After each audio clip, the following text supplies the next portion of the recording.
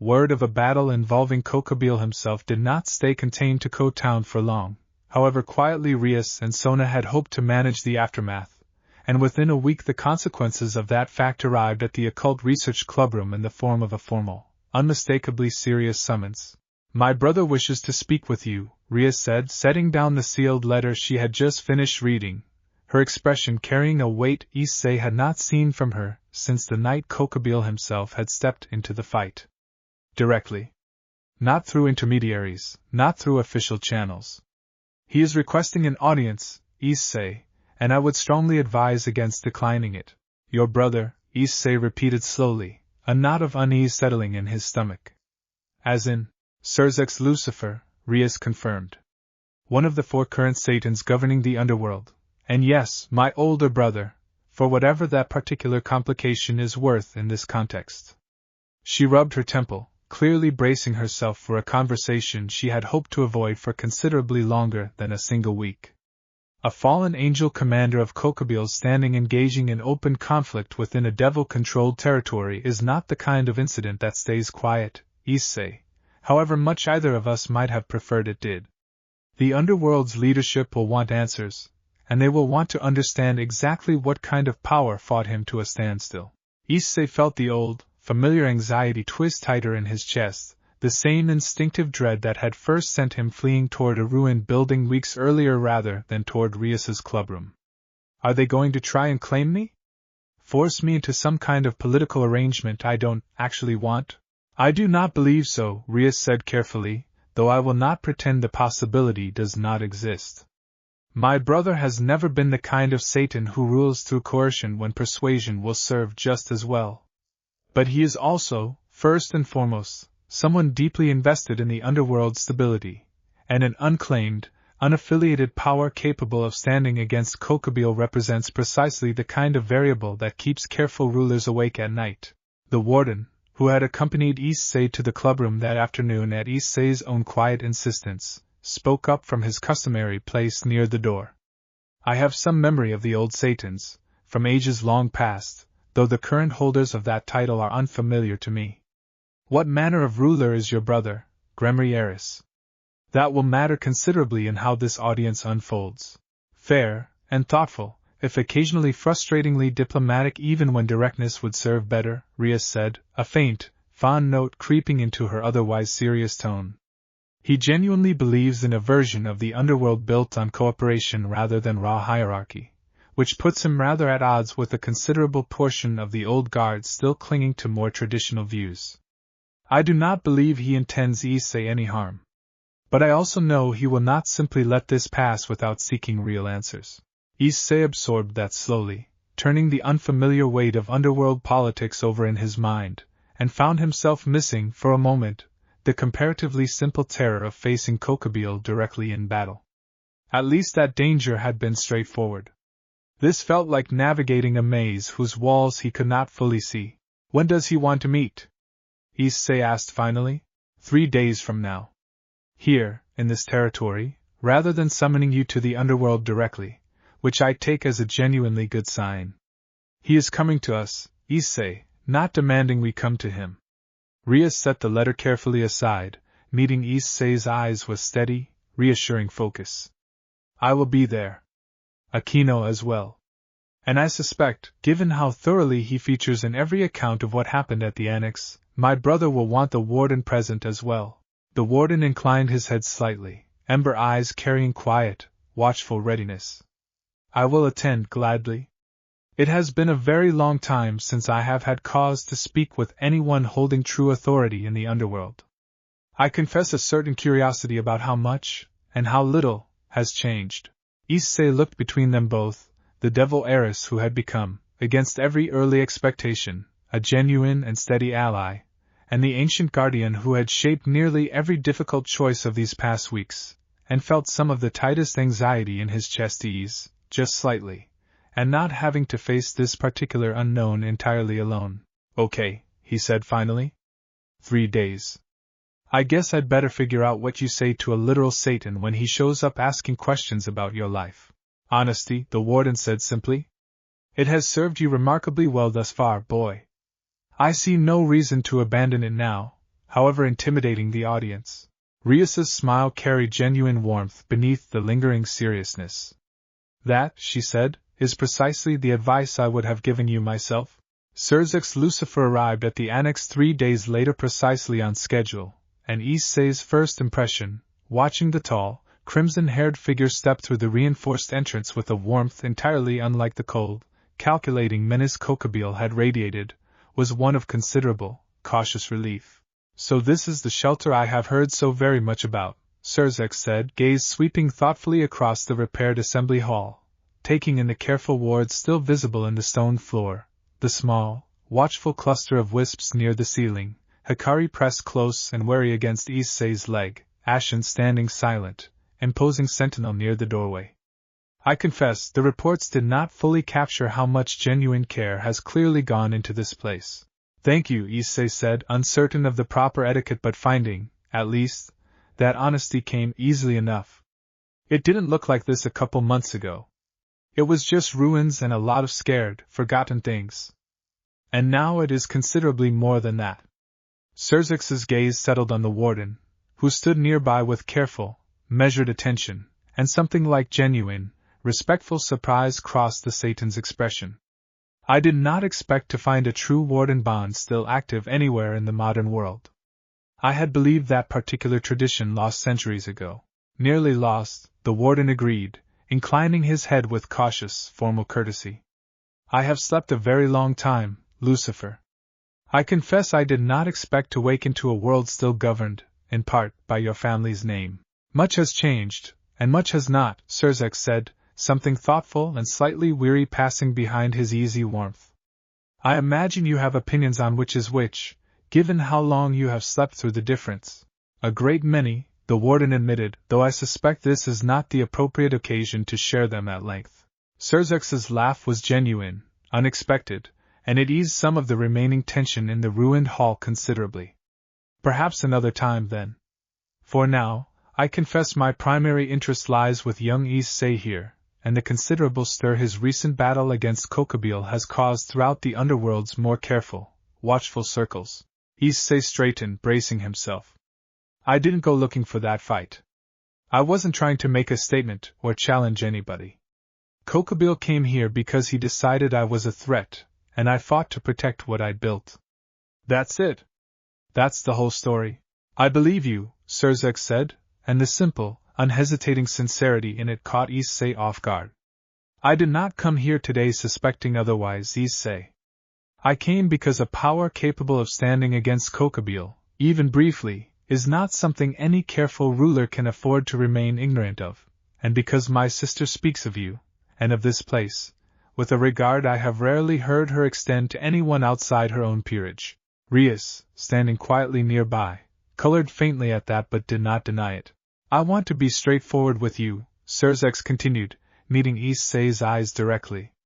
"I am not here to claim you, or this annex, on behalf of the Underworld.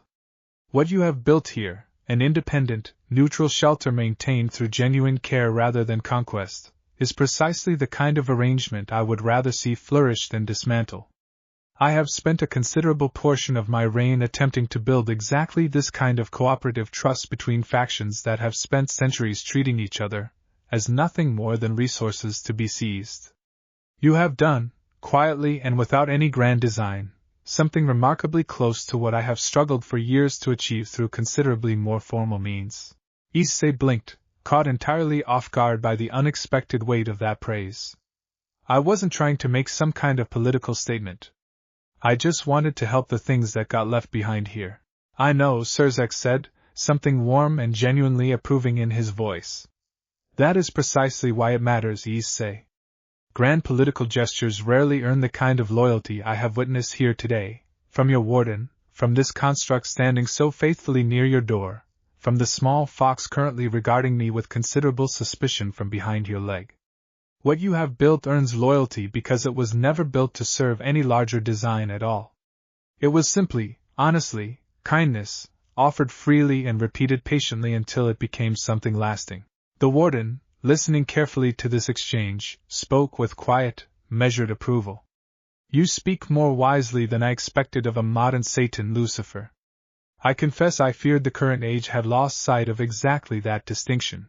Some of us have tried very hard not to, Surzek said, though I will admit the effort is not always easy, nor always successful. He turned back to Issei, his expression settling into something more formally deliberate, though the underlying warmth remained steady.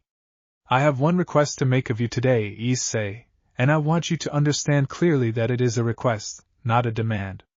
I would like to formally recognize this annex as protected, neutral territory, under a treaty acknowledged by my own authority within the Underworld's governance. It would not make you my subject, nor claim you for my house. It would simply ensure that any future Kokabile, any future power deciding this place represents a threat worth eliminating, understands they would be violating a formal treaty rather than simply testing an unclaimed boy's limits. Issei looked toward the warden, who offered a small, approving nod, and toward Rias, whose steady, encouraging expression carried no hint of pressure either way, and felt, for the first time since this entire unexpected political weight had settled onto his shoulders, something close to genuine relief. I'd like that, he said finally. As long as it really does stay independent. As long as it stays ours. Then let us make it so, Surzek said, and extended his hand with the same formal, genuine warmth Rias had offered weeks earlier in this very hall. News of the treaty spread through the supernatural community with a speed that surprised even Rias, who had warned Issei to expect some degree of attention but had clearly underestimated exactly how much curiosity a formally recognized, neutral shelter under a Satan's personal acknowledgement would generate. Within days, the quiet, careful rhythm of Issei's evenings at the annex began shifting in small but unmistakable ways. Hikari, once the sole familiar spirit he had discovered scattered through the ruined building, was joined by a second, considerably more skittish presence, a small, wing-footed creature that had apparently spent years hiding in the crawlspace beneath a shuttered shrine on the far side of town, drawn now by whispered word that the annex offered genuine, lasting safety rather than mere temporary shelter. Word is spreading faster than I expected, Issei admitted to the warden one evening, watching the newest arrival cautiously circle the assembly hall's perimeter, clearly still deciding whether to trust the space enough to settle. I thought it would just be us, fixing up what was already here. I didn't think other things would actually start showing up looking for help. Word of genuine sanctuary always spreads, eventually, among those who have spent long enough without it, the warden said, watching the newcomer with careful, patient attention. This was, after all, precisely the purpose this annex was built to serve, long before the fire, long before either of us existed to tend it. You have not created something new, boy. You have simply restored something old to its rightful function. That's a little intimidating, honestly, Issei admitted. It was hard enough figuring out how to take care of the few of you I already found. What happens if word keeps spreading and we end up with more arrivals than I know how to properly look after? Then you will learn, as you have learned everything else these past months, through patience and honest effort rather than perfect preparation, the warden said, something gently reassuring beneath his rough, ancient voice. You are not required to have every answer immediately, Issei. You are only required to keep trying, and to ask for help when trying alone proves insufficient. That has served you remarkably well thus far. It was, Issei reflected, exactly the kind of steady, grounding advice he had come to rely on from the warden these past months, and over the following weeks, he found himself settling into the new rhythm with more confidence than he had initially expected. Rias's peerage, notified of the growing needs, offered additional help without hesitation, Kiba assisting with structural repairs to accommodate the annex's expanding population, Akino helping identify and gently coax forward several more faded, long-hidden presences scattered through corners of the building even Issei had not yet fully explored. Sona, in her own precise, characteristically thorough way, arranged discrete channels through which word of the annex's protected status could reach the wider supernatural community without inviting the kind of dangerous, opportunistic attention that had nearly proven catastrophic weeks earlier. Controlled information is considerably safer than uncontrolled rumor, she explained during one of her periodic visits, reviewing a small, careful list of confirmed new arrivals with her usual meticulous attention. I would rather those seeking genuine shelter know precisely where and how to find it, through channels we can monitor, than have desperate, frightened creatures stumbling blindly toward you through means considerably less safe for everyone involved. Issei found himself grateful, again and again, for exactly this kind of careful, practical support, the steady accumulation of allies who had each, in their own way, chosen to invest in what he was quietly building rather than simply observing it from a cautious distance. He thought, sometimes, late in the evening as he made his rounds through the growing, patchwork community gathered within the annex's reinforced walls, of the frightened, uncertain boy who had first stumbled through a rusted fence gap weeks earlier, and felt a quiet, steady pride at how far that same boy had traveled since. The wing-footed creature, whom Issei eventually learned to call Sable for the dark, glossy sheen of her fur, finally settled fully into the annex a full week after her arrival, curling contentedly at last into a nest near Hikari's own, the two small spirits, forming an unlikely, comforting companionship that reminded Issei, warmly, of exactly why all of this careful, patient effort mattered. "You're building something bigger than you probably imagined," that first night, Rias observed one evening, watching the growing community settle into its quiet, comfortable rhythm around them. A true sanctuary, recognized and protected, drawing exactly the kind of trust that makes lasting peace possible. "I never set out to build something this big," Issei admitted. "I just wanted to help the things I found trapped here. I didn't think it would turn into all of this. Most meaningful things rarely start out looking like what they eventually become," Rias said, something quietly thoughtful in her voice. "I suspect that is precisely why what you have built here matters as much as it does, Issei. It grew honestly, one patient choice at a time, rather than being designed from the outset to become something impressive. That is a considerably rarer, and considerably more valuable, kind of foundation than most people ever manage to build." For all the growing weight of his responsibilities at the annex, Issei still had to show up, most mornings, for ordinary classes at Co-Academy, and the strange, uneven balance between his two lives had only grown more complicated as the months wore on. His grades, he had to admit, had suffered somewhat, late nights spent tending to the annex's growing community leaving him bleary-eyed and distracted through morning lectures he could barely bring himself to fully follow. His two closest friends from before all of this began, Matsuda and Motohama, had noticed the change in him, though their theories about the cause ranged so wildly from the truth that Issei found it almost darkly funny. "You've been so weird lately," Matsuda said one lunch period, squinting at Issei with theatrical suspicion. "Sneaking off after school, coming in exhausted every morning. Are you secretly dating someone?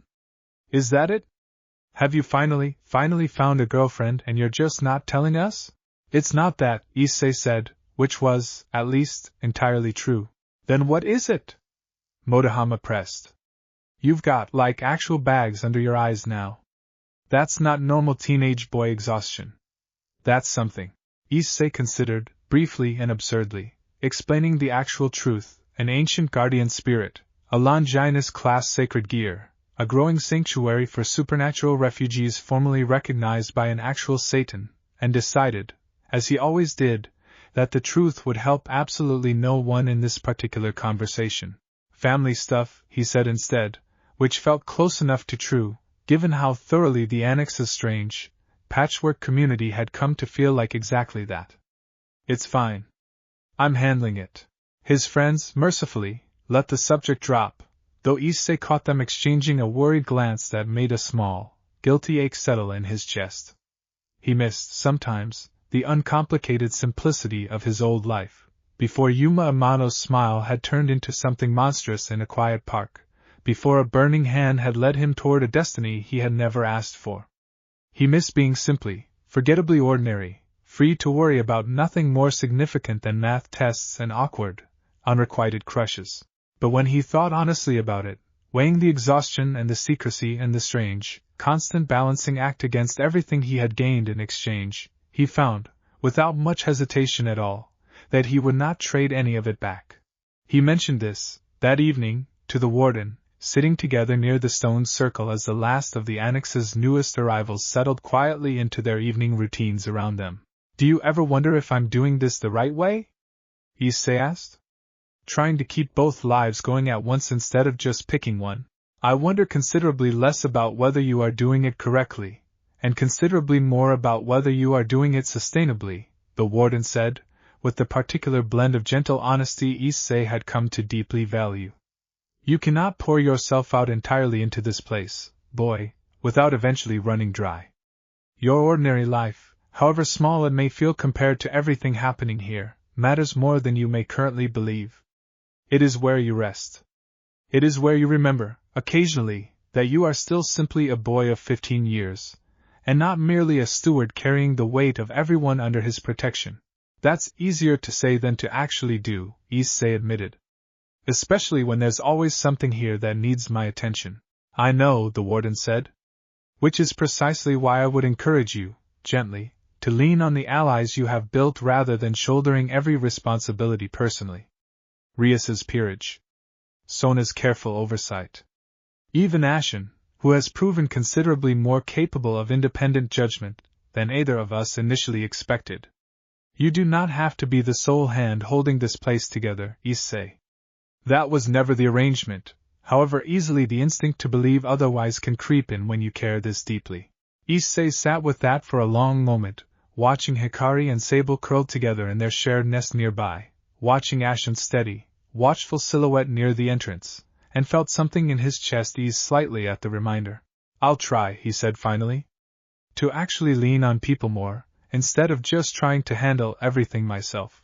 That, the warden said, something warm and genuinely approving in his rough, ancient voice, is precisely the kind of growth I hope to see from you, boy. Strength that never learns to share its burden eventually breaks under its own weight, however powerful it becomes. I would much rather see you become the kind of steward who lasts, than the kind who simply burns brightly and briefly before collapsing entirely.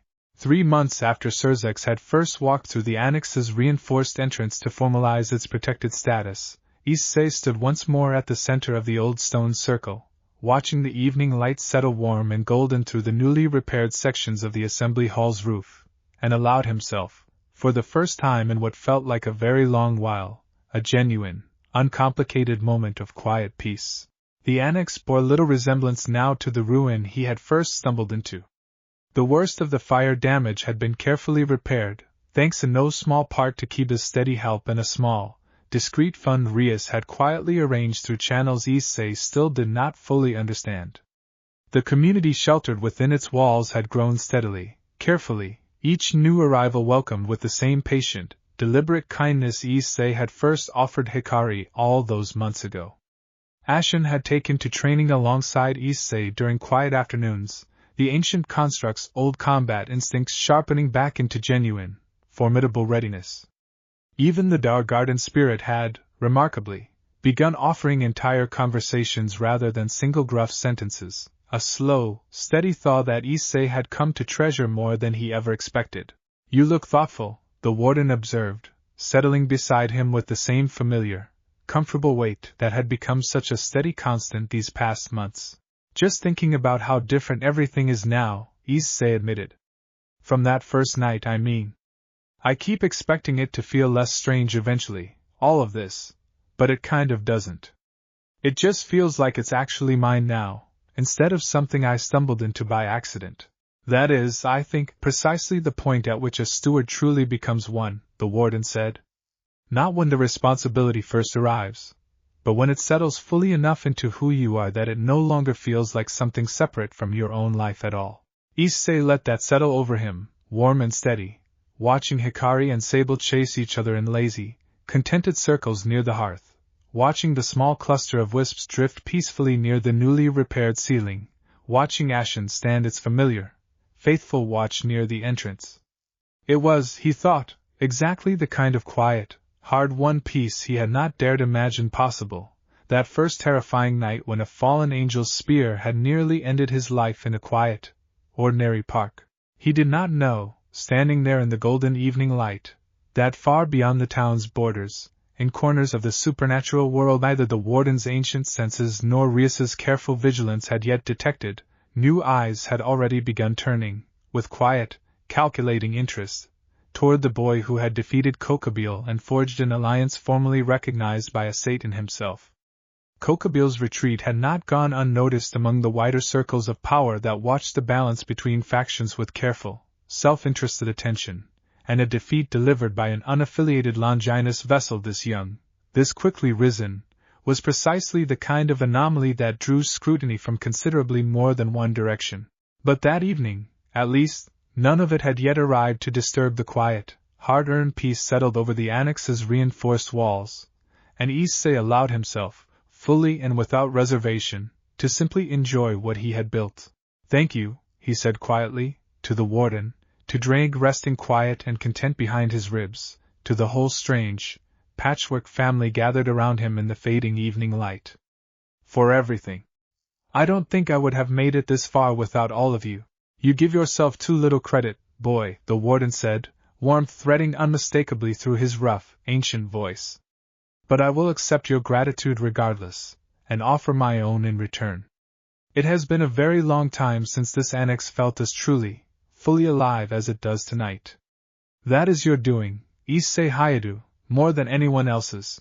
The evening settled peacefully around them, golden light fading slowly into the soft blue of early dusk, and somewhere beyond the quiet, unaware streets of Town, the next chapter of Issei's unexpected, hard-won path was already, patiently, beginning to gather. The trouble, when it finally arrived, did not come from Kokabile at all, but from a direction Issei had not thought to guard against: the quiet, patient machinery of the Underworld's own internal politics. Rias brought the news to the annex on a cool autumn evening, her expression carrying a different, more careful kind of concern than the urgent alarm that had preceded Kokabile's siege months earlier. This was not the tension of imminent battle. It was something slower, more corrosive, the particular unease of watching a threat gather strength through influence rather than open force. "There is a faction within the Underworld's older nobility who have taken considerable exception to the treaty my brother extended to this place," she explained, settling into the assembly hall's now familiar seating area with a weariness that suggested she had spent the better part of the day fielding exactly this concern. "They call themselves, among other things, the Old Blood, a loose coalition of houses who believe my brother's cooperative approach to governance has grown dangerously permissive. An independent, unclaimed sanctuary formally recognized under Surzex's personal authority represents, to them, a troubling precedent." "A precedent for what?" Issei asked, though the growing knot in his stomach suggested he already suspected the shape of the answer. "For power existing outside traditional hierarchy entirely," Rias said. "For lesser houses, or unaffiliated individuals, believing they need not seek a devil patron's protection to survive within our territories. The Old Blood has built its influence, for generations, on exactly the kind of dependency this annex quietly demonstrates is not strictly necessary. They see you, Issei, not as Kokabile did, as a raw threat to be eliminated outright, but as something more insidious. An idea that might spread." The warden, listening with careful, ancient attention, spoke with the particular gravity he reserved for matters he judged genuinely dangerous. "Ideas prove considerably harder to kill than armies, in my experience, and considerably more dangerous to those who oppose them for exactly that reason. I would take this threat seriously, boy, whatever form it ultimately takes." "What can they actually do, though?" Issei pressed. "Surzex already agreed to the treaty. Can they just override that?" "Not directly, no," Rias said, which is precisely what makes their approach more concerning rather than less. "My brother's authority as one of the four Satans is not easily challenged outright. But the Old Blood has other tools available to them, subtler ones. Political pressure. Economic influence over the territories bordering this one. Quiet, deniable interference that never rises to the level of open confrontation, yet still manages, over time, to make an inconvenient arrangement considerably harder to sustain." Issei absorbed that slowly, feeling the familiar anxious weight settle differently than it had before Kokabile's siege, a threat he could not simply meet with fists and boosted strength, however formidable that strength had grown. "So what do I do? I can't exactly fight a political faction the way I fought Kokabile." "No," Rias agreed, "and I would strongly advise against trying. This is not a battle won through force, Issei. It is one won through patience, through visible, undeniable proof that what you have built here genuinely benefits the wider community rather than merely threatening the old order's comfortable assumptions. The Old Blood's influence relies heavily on fear and uncertainty. The more clearly this annex demonstrates its worth, openly and consistently, the harder it becomes for them to justify undermining it without appearing petty and self-interested even to their own more moderate allies. The warden nodded slowly, weighing this with evident approval. A wise strategy, and one considerably more suited to the particular strength you have built here than any show of force would be. You have already demonstrated, time and again, that patience and genuine care accomplish what raw power alone cannot. I do not see why this challenge should prove any different. Issei let out a slow breath, some of the tightest anxiety in his chest easing at the reminder, though a new, quieter unease remained. It just feels different, somehow. Fighting Kokobile, I knew exactly what I was up against. This feels like fighting shadows. I don't even know who exactly is part of this old blood thing, or what they actually look like, or when they might decide to make a move. That uncertainty is, I suspect, precisely the point, Rias said grimly. The old blood has survived for centuries by never fully revealing its full hand to anyone, including, at times, my own family's considerable resources for gathering information. I do not have a complete list of their membership, Issei, nor a clear timeline for what they intend. What I do have is Sona's continued vigilance, my own house's resources, and a genuine commitment to ensuring this treaty holds regardless of how much quiet pressure they choose to apply. Then I guess we just keep doing what we've been doing, Issei said finally, steadying himself against the new uncertainty the same way he had steadied himself against every previous unknown these past months. Keep building this place honestly, and trust that it's worth defending, even against something I can't just punch. Rias's smile carried genuine, warm approval. That, she said, is precisely the right instinct, Issei. I only wish I could promise you it will prove easy. When has any of this actually been easy? Issei asked, and found, despite the new weight of worry settling over him, that he could still manage something close to a genuine, wry smile in return. The first sign of real pressure arrived not as an attack, but as an ordinary-looking notice slipped through the mail slot of the small, discreet supply account Rias had helped Issei establish to cover the annex's steadily growing material needs. They've frozen it, Issei said, staring in disbelief at the terse, formally worded letter informing him that the account's supernatural backing had been withdrawn pending an unspecified review. How is that even possible? I thought this whole arrangement went through the treaty channels. It does, technically, Sona said, examining the letter with a sharp, focused frown, having arrived at the annex within the hour of Issei's urgent call. But the treaty governs your territory's protected status, not every peripheral arrangement built to support it.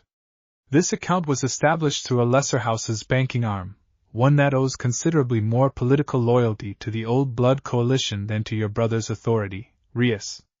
They have found, in other words, a technicality they can exploit without directly violating the treaty itself. Rias's jaw tightened with visible frustration. Clever, and considerably more subtle than I expected this soon. They are testing exactly how much pressure they can apply without triggering a direct confrontation with Surzex. Can we just move the funds somewhere else? Issei asked. Find a different bank, or whatever the supernatural equivalent is. We can, and we will, Sona said, already making notes with brisk, efficient precision. But do not mistake this for a single, isolated inconvenience, Hyoudou. If they are willing to exploit this particular technicality, they will almost certainly attempt others. Supply contracts. Local permissions. The countless small, unglamorous arrangements that keep a place like this functioning day to day. Each one, individually, is a minor annoyance.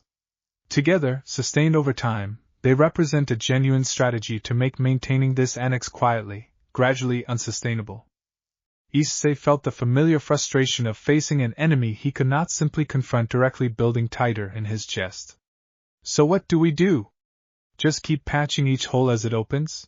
For now, yes, Rias said, though her tone carried grim determination rather than resignation.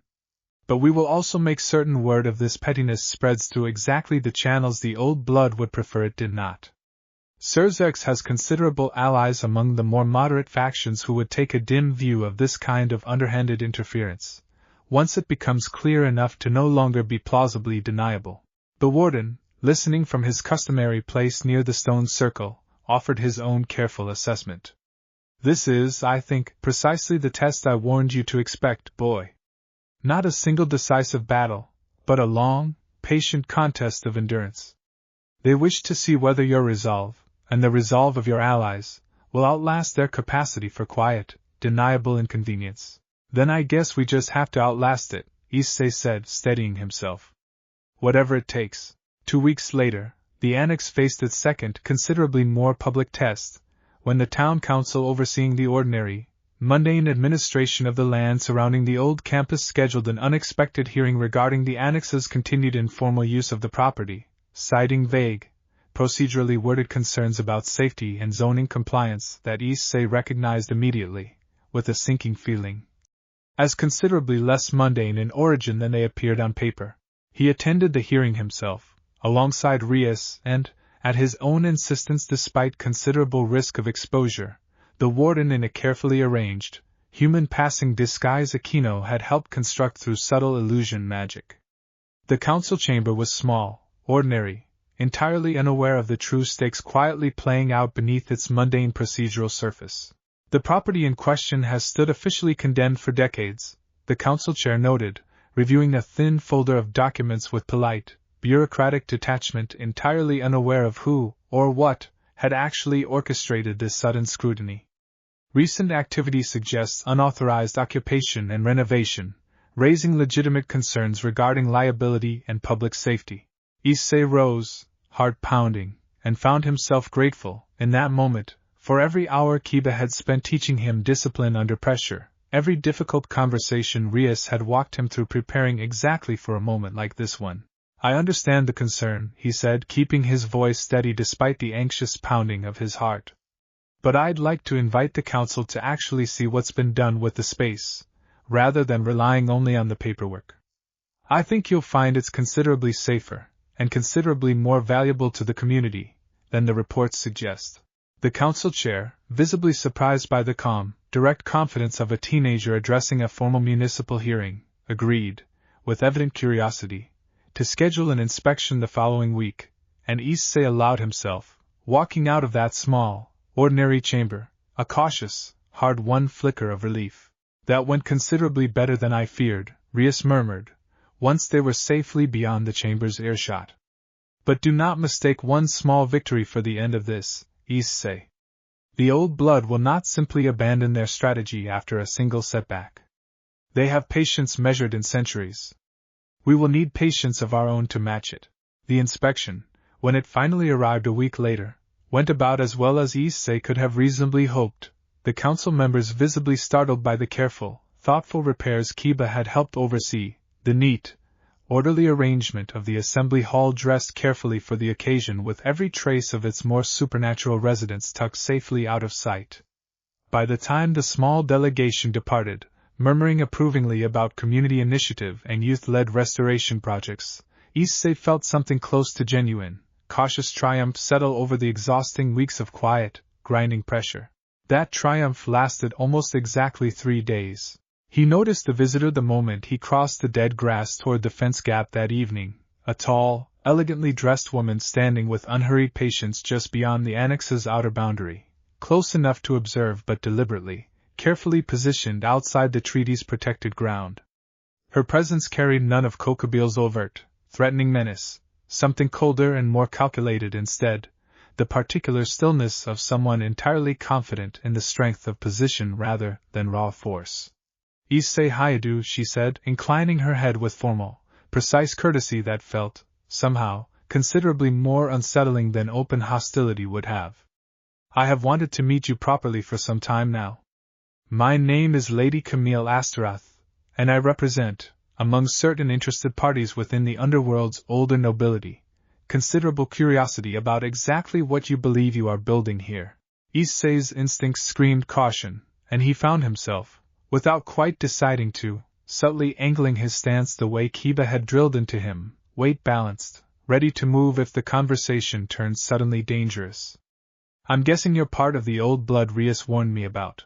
An unflattering name, coined by those who prefer to paint tradition as mere obstinance, Lady Camille said, an edge of dry, faintly amused disapproval in her cultured voice.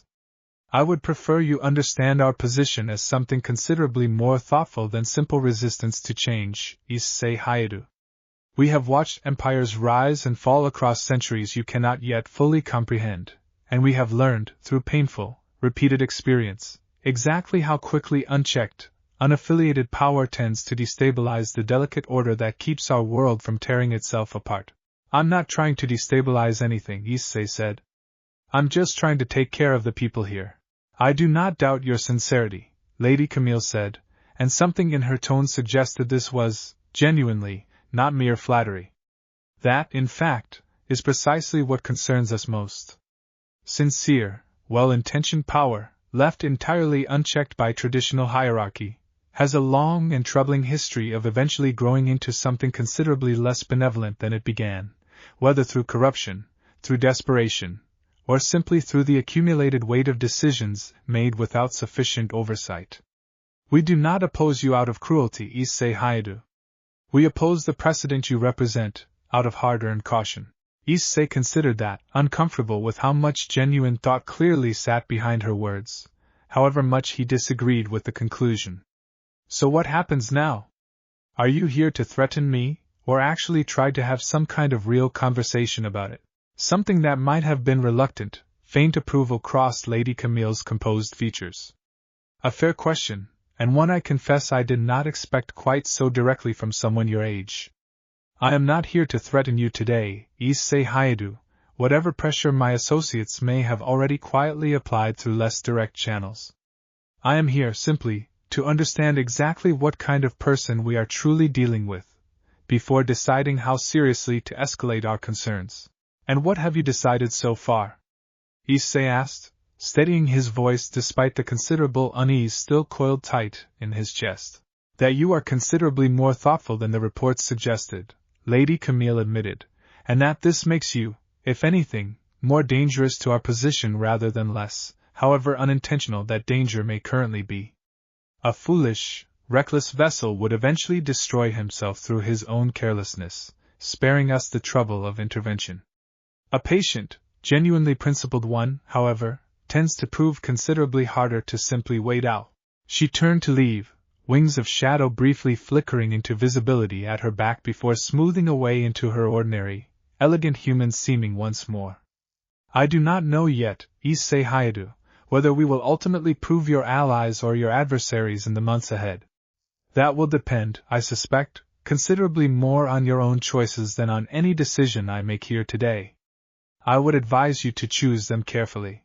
She vanished into the gathering dusk before Issei could formulate any response, leaving him standing alone at the edge of the annex's boundary with a knot of uncertain, unresolved tension settling heavy in his chest, considerably more unsettling, in its own quiet way, than any of Kokobil's overt violence had ever managed to be. Issei relayed the entire conversation to Rias and the warden that same evening, and found, watching their expressions shift through the telling, that neither seemed entirely surprised by what Lady Camille had said, however unsettling he had personally found the encounter. Camille Astaroth is, by reputation, one of the more thoughtful voices among the Old Blood Coalition, Rias said, considering the account carefully. That she came to speak with you directly, rather than simply continuing the indirect pressure campaign, suggests she genuinely wanted to assess you honestly before committing her considerable influence one way or the other. That is not nothing, Issei. It means the outcome here is not yet decided.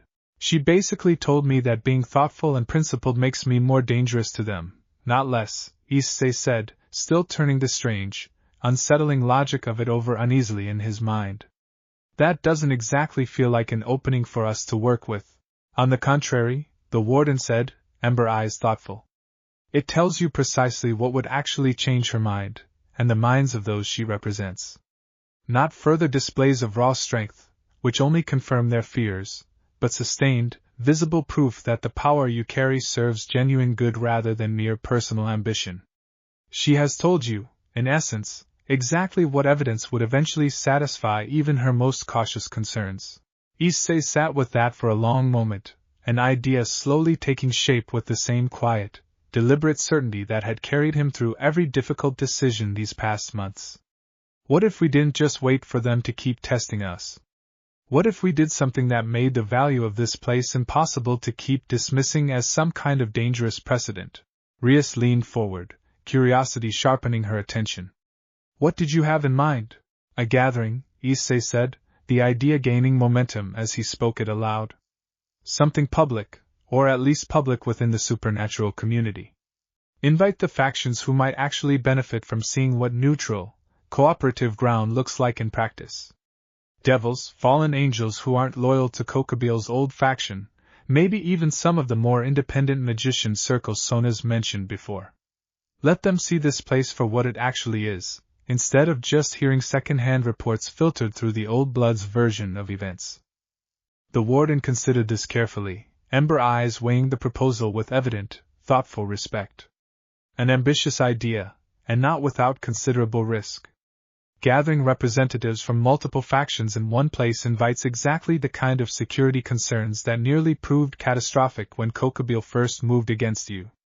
But I confess, the underlying instinct is sound. Visible, undeniable proof carries weight that second-hand reputation simply cannot match. We would need to plan this very carefully, Rias said, already turning the logistics over with visible, focused intensity. Security first and foremost, considering everything that has already happened here. But also careful, deliberate selection of who to invite, ensuring we bring in voices genuinely capable of influencing the wider political conversation, rather than simply gathering an audience for its own sake. I could talk to Surzex, Issei offered. See if he'd be willing to help make it happen, given he's already put his own name behind the treaty. If he publicly attends something like this, that has to carry weight even with the old blood. It would, Rias agreed, something genuinely impressed crossing her expression. Issei, this is a considerably more sophisticated strategy than I expected you to propose, this early into navigating underworld politics. I've had good teachers, Issei said, echoing, with a faint, tired smile, the same words he had offered months earlier after finalizing the treaty's original terms. Over the following weeks, the careful, deliberate work of planning what would eventually become known, informally, as the Annex gathering consumed nearly every spare hour Issei could manage alongside his ordinary schoolwork and the Annex's continued daily needs. Sona's meticulous organizational skill proved invaluable, coordinating security arrangements with Rias's peerage while carefully vetting the growing list of potential attendees. Surzex, when Issei finally worked up the nerve to formally request his presence, agreed without hesitation, expressing genuine, warm enthusiasm for exactly the kind of demonstration Issei had proposed. You are, I think, about to accomplish something considerably more significant than you may currently realize, Surzex told him, during a brief, private conversation arranged to finalize the details. Not merely defending this annex against the old blood's pressure, but actively demonstrating an alternative model of cooperation that the wider supernatural world has genuinely lacked for a very long time. That is no small undertaking, Issei, and I confess I am considerably proud of how thoughtfully you have approached it. Issei absorbed that quiet, weighty praise with the same steady, growing confidence that had carried him through every previous trial, and found himself, despite the considerable pressure and uncertainty still gathering around the upcoming gathering, genuinely, cautiously hopeful about what it might accomplish. The evening of the gathering arrived with a clear, cool sky stretched wide over Ko Town, and Issei stood at the center of the Annex's carefully prepared assembly hall, watching representatives from across the supernatural world file cautiously through the reinforced entrance, and felt his heart pounding with a nervous energy that had nothing to do with combat at all.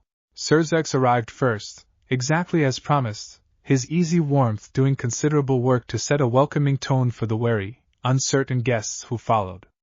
A handful of independent magicians Sona had carefully vetted arrived next, followed by 2 moderate fallen angel representatives whose faction had grown increasingly uneasy with Kokabil's aggressive reputation, and finally, watched by everyone present with careful, unmistakable interest, Lady Camille Astaroth herself, arriving with the same composed, unhurried elegance that had marked their first encounter weeks earlier. I confess some surprise that you extended an invitation to me directly, she said, pausing before Issei with an expression that carried, for the first time since he had met her, something almost like genuine curiosity rather than careful, guarded assessment. I wanted you to see it for real, Issei said honestly. Not just hear about it secondhand. You said the choices I make matter more than anything you decide on your own. I figured that meant you should actually be here to see the choices I'm making, instead of just guessing at them. Something shifted, subtly, behind Lady Camille's composed features, and she inclined her head with what might, in a woman considerably less guarded, have been genuine respect. A fair point, Issei Hyoudou. Very well.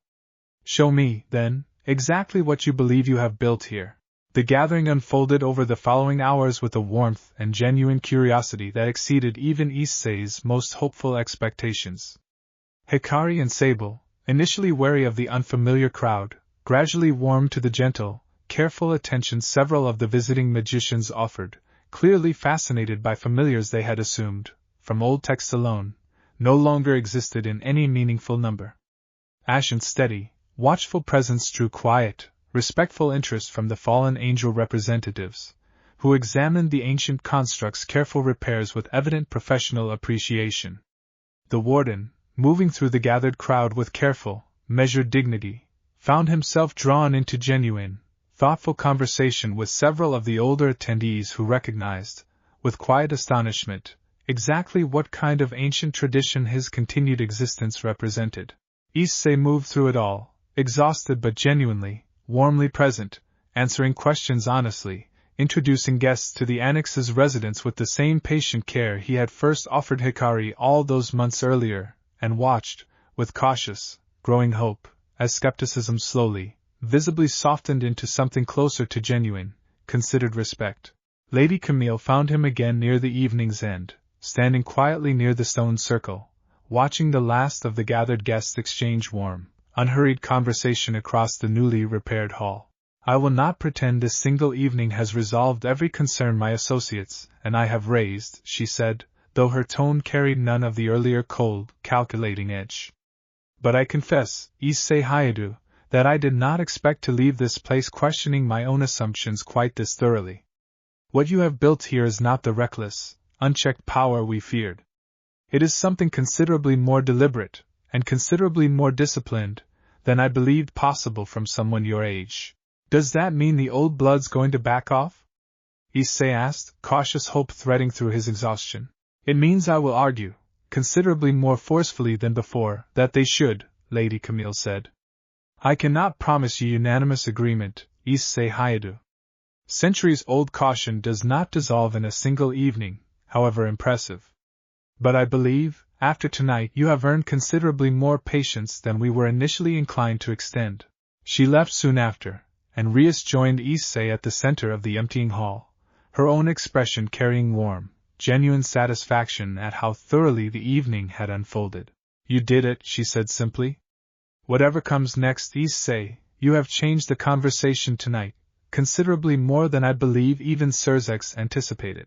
Issei looked around the hall, quiet now in the aftermath of the gathering, at Hikari and Sable curled together contentedly near the hearth, at Ashen standing its familiar, steady watch, at the warden offering a final, warm farewell to Surzex near the entrance, and felt something settle deeply, gratefully into place.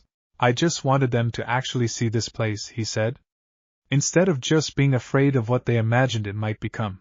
And they did, Rias said. That, I think, is precisely the victory that matters most, in the end. Outside, the evening settled peacefully into full night over Ko Town, and somewhere beyond its quiet streets, word of the annex gathering had already begun spreading through the wider supernatural world, carrying with it, for the first time since Kokobil's defeat, considerably more hope than fear. Not everyone within the Old Blood Coalition received Lady Camille's account of the gathering with the same thoughtful reconsideration she herself had undergone, and word of the growing rift within their ranks reached the annex less than 2 weeks after the evening that had seemed, however cautiously, like genuine progress. There is a faction within the faction, Sona explained grimly, laying out a carefully assembled set of notes across the clubroom's low table, Issei and Rias both leaning forward with matching unease. Camille Astaroth has always represented the more moderate wing of the Old Blood, willing to be persuaded by genuine evidence.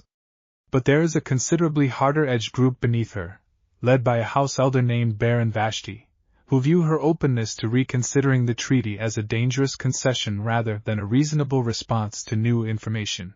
Dangerous how? Issei asked, the familiar knot of anxious dread settling back into his stomach with wearying, unwelcome familiarity. Vashti believes diplomacy has already failed, given how thoroughly the gathering shifted moderate opinion in your favor, Sona said. My sources suggest he intends to act decisively before that shift solidifies any further, rather than allow the treaty's legitimacy to become too well established to challenge later. I do not yet know precisely what form that action will take. The warden, listening with careful, grim attention, spoke with the particular weight of someone who had witnessed exactly this pattern unfold across many previous ages.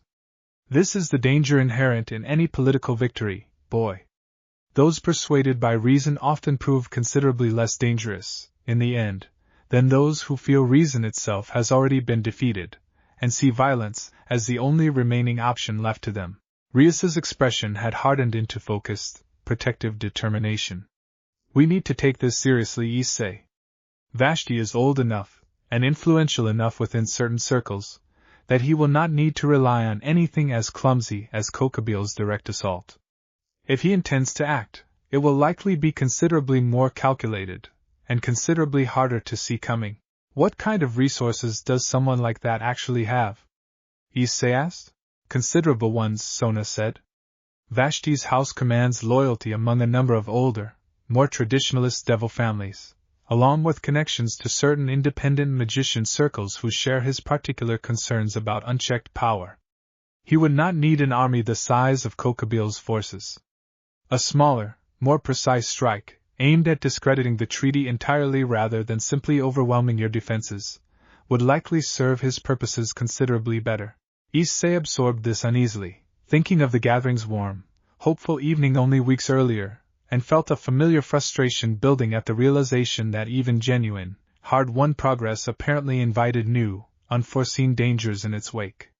So even winning people over doesn't actually make this safer. Not entirely, no, the warden said, not unkindly. Progress rarely proves as clean or as final as we might wish, boy. It simply shifts the shape of the resistance you face, rather than eliminating it outright. That is not a reason for despair. It is simply the honest, ongoing nature of the work you have chosen. Rias reached across the table, resting a steadying hand briefly on Issei's arm. We are not facing this unprepared, Issei. We have Sona's intelligence, we have the alliances strengthened by the gathering itself, and we have considerably more experience now than we did when Kokabil first moved against you. Whatever Vashti intends, we will meet it together, the way we have met every challenge since. Issei nodded slowly, steadying himself against the renewed uncertainty, and found, despite the fresh weight of worry settling over him, that the fear no longer carried quite the same paralyzing edge it once had. He had faced Kokabil himself and survived. He had navigated the slow, grinding pressure of political warfare and come out ahead. Whatever Baron Vashti intended, he would face it, he decided, with the same patient, stubborn resolve that had carried him through everything else. Then let's figure out what he's actually planning, Issei said, before he gets the chance to act on it. It took Sona nearly a week of careful, patient investigation to piece together enough of Baron Vashti's intentions to offer Issei and Rias anything resembling a clear picture, and when she finally called them together to share what she had found, her expression carried a grim seriousness that made the weight of the situation immediately, unmistakably clear. He does not intend a direct assault, she said, spreading a small collection of gathered evidence across the clubroom table. He intends something considerably more insidious. A staged incident, orchestrated to appear as though it originated from within the annex itself, severe enough to convince even moderate observers that the treaty's neutral, unchecked ground represents exactly the danger the old blood has always claimed. Issei felt cold dread settle heavy in his stomach. What kind of incident?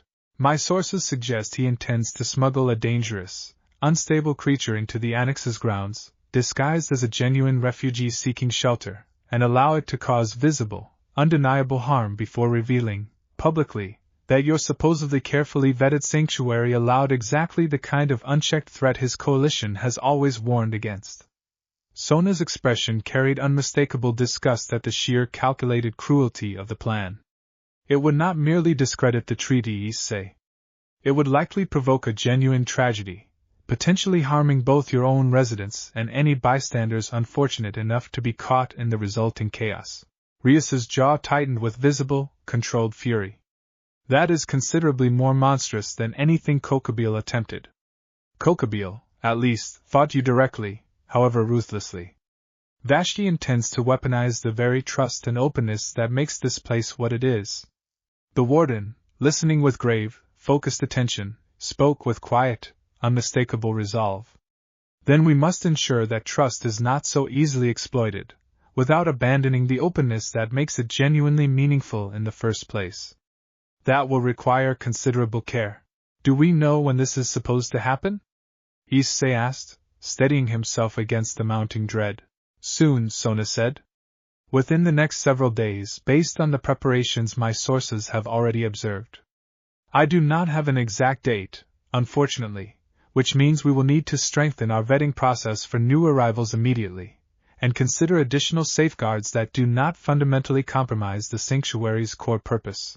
Issei turned the problem over carefully, feeling the familiar weight of responsibility settle heavier than it had in weeks, and found himself thinking, unexpectedly, of the very first night he had coaxed Hikari out from behind a collapsed wall, patient and careful and entirely unwilling to force trust where none yet existed. What if we don't just try to catch whoever they send at the door, he said slowly, an idea forming with the same deliberate, careful certainty that had guided nearly every difficult decision these past months. What if we make sure the warden and I personally greet every new arrival from now on, the way we always used to before things got this busy? Take the time to actually sense what we're dealing with, the way we did with Hikari and Ashen, instead of just letting Sona's vetting process handle it from a distance. The warden considered this thoughtfully. A sound instinct, though it will require considerable additional time and attention from both of us. I do not object to the added burden, if it preserves the genuine spirit of what we have built here rather than simply hardening it into cold, impersonal suspicion. I don't want to become the kind of place that turns away anyone who seems even slightly unusual, Issei said firmly. That's exactly what Vashti wants, I think. Not just this one staged incident, but for us to become so scared of being exploited that we stop actually being what we're supposed to be. Rias's expression softened with genuine, warm approval. That is precisely the right instinct, Issei. Vigilance does not require abandoning compassion. It simply requires exercising both together, carefully and deliberately. Then that's what we'll do, Issei said, steadying himself against the mounting pressure of the days ahead. Whatever Vashti's planning, whoever he sends, the warden and I will make sure we actually see them clearly before anything gets the chance to go wrong. The disguised threat arrived 4 days later, in the shape of a small, trembling creature that stumbled through the annex's outer boundary just after dusk, appearing, at first glance, exactly like every other frightened, faded arrival Issei had welcomed over these past months. It looked, superficially, like a young kitsune, delicate and fox-faced, curled tight with what appeared to be genuine, exhausted fear, and Issei felt his instinctive sympathy stir immediately at the sight of it, the same protective warmth that had guided him toward Hikari all those months earlier. He knelt carefully, the way he always did, palm open and glowing faintly with the gem's steady warmth, and offered the same patient, gentle welcome he had offered every frightened arrival since the very beginning. Hey, he said softly. You're safe here. Nobody's going to hurt you. The creature's wide, frightened eyes flicked toward him, and for one uncertain moment Issei felt nothing beyond his own carefully practiced instinct, the same automatic compassion that had never once, in all these months, led him astray. Then the warden's hand closed firmly, urgently on his shoulder. Wait, the warden said, low and sharp, ember eyes fixed with sudden, focused intensity on the trembling creature before them. Something is wrong. The presence does not match the shape. Issei froze, every instinct suddenly recalibrating, and reached inward the way the warden had taught him months earlier, toward the careful, deliberate awareness he had learned to cultivate rather than the automatic sympathy his first glance had offered so readily. Beneath the creature's frightened kitsune seeming, he felt it now, faint but unmistakable once he knew to look, a coiled, dense wrongness entirely unlike the faded, hollow loneliness every genuine arrival had carried. It's not real, Issei breathed, horror and vindication mingling uneasily in his chest. This is what Sona warned us about. The creature's frightened trembling stopped instantly, and its wide, sympathetic eyes hardened into something considerably colder, considerably more calculating, the illusion beginning to crack visibly at the edges as whatever truly lurked beneath it recognized its deception had failed. Clever, it said, its voice shifting, layered now with something guttural and inhuman beneath the fading kitsune disguise, considerably more clever than Baron Vashti anticipated. Boy. Issei's hand flared instantly with familiar, protective warmth, the boosted gear manifesting along his forearm even as he stepped back, putting careful distance between himself and the collapsing illusion. Ashen, he called, urgent but controlled, we need containment, now. The scorched construct was already moving, massive form crossing the courtyard with a speed that belied its considerable bulk, positioning itself decisively between the unraveling creature and the rest of the annex's gathered, increasingly alarmed residents. The kitsune's gentle disguise finally shattered entirely, revealing beneath it something considerably more monstrous, a hulking, shadow-wreathed shape with too many limbs and a low, guttural growl that made every instinct in Issei's body scream danger. It lunged, not toward Issei directly, but toward the cluster of wisps drifting near the assembly hall's entrance, clearly intent on causing exactly the kind of visible, undeniable harm Vashti had orchestrated this entire deception to produce. No, Issei said and moved. He intercepted the creature's lunge with a controlled, disciplined boost, exactly the kind of measured strength Aquino had spent weeks drilling into him, catching its clawed forelimb in a crushing grip that stopped its momentum entirely before it could reach the frightened, scattering wisps behind him. The creature snarled, twisting violently against his hold, but Issei's grip held firm, months of hard-won training finally paying its full, decisive dividend. Ashen, now, Issei called, and the construct's massive fist descended, pinning the creature's remaining limbs against the courtyard's reinforced stone with an overwhelming, immobilizing force that left it snarling but entirely, thoroughly contained. The warden approached slowly, ember eyes blazing with cold, focused fury entirely unlike his usual measured calm. A creature bound and directed by external will, rather than acting on its own instinct. This confirms Sona's intelligence precisely. Baron Vashti has orchestrated exactly the trap she warned us to expect.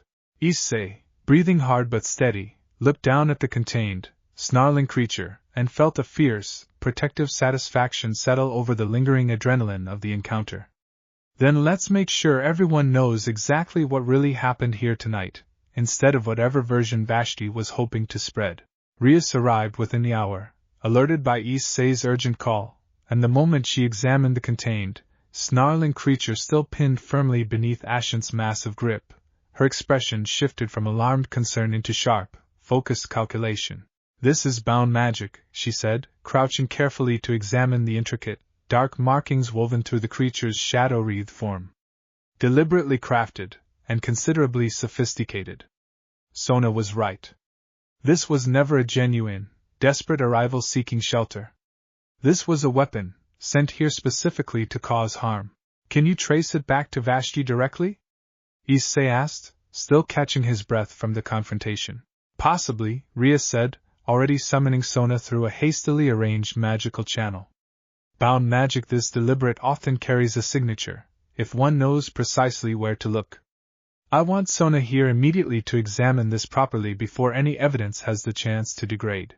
Sona arrived within minutes, and her careful, methodical examination of the creature's binding markings over the following hour yielded exactly the confirmation they had hoped for, a signature trace unmistakably linking the magic's construction to resources within Baron Vashti's own household. This is not merely suspicion any longer, Sona said grimly, reviewing her findings with evident, focused satisfaction. This is verifiable evidence of a deliberate attempt to orchestrate false violence within treaty-protected ground, using bound, weaponized creatures disguised as genuine refugees. That is not simply a violation of the treaty's spirit, Issei. That is, by any reasonable standard, a direct assault on the treaty's legitimacy itself. What happens now? Issei asked. Do we take this to Surzex? We do, Rias said firmly, and I suspect, given the severity of what Vashti has attempted, this will prove considerably more damaging to the Old Blood's broader position than anything the gathering alone accomplished. Attempted diplomacy is one matter. Deliberately orchestrating harm to discredit a Satan-sanctioned treaty is an entirely different, considerably more serious offense. Surzex arrived the following morning, his easy warmth replaced by a cold, focused gravity Issei had not yet witnessed from him, and his examination of Sona's carefully documented evidence left no doubt about the seriousness with which he intended to address it. This is precisely the kind of reckless, dangerous overreach I have spent considerable effort trying to move the Underworld's governance away from, Surzex said, his voice carrying quiet, unmistakable authority. Baron Vashti will answer for this, formally and publicly, before the full council. I will not allow this kind of deliberate manipulation to stand unaddressed, whatever his house's traditional standing might otherwise afford him. Lady Camille Astaroth arrived separately that same afternoon, her composed elegance replaced by something considerably more shaken, and her first words to Issei carried a weight of genuine, unmistakable regret. I did not authorize this, she said, before Issei could speak. I want you to understand that clearly, Issei Hyoudou. Whatever concerns I have raised about the precedent you represent, I have never condoned deliberate cruelty toward innocent bystanders to prove a political point. Vashti has acted without the coalition's broader sanction, and I intend to ensure he faces the full consequences of that overreach. I believe you, Issei said, and found, somewhat to his own surprise, that he genuinely did. You came to the gathering. You actually looked at what we built here instead of just assuming the worst. That's not the same thing as what Vashti tried to do.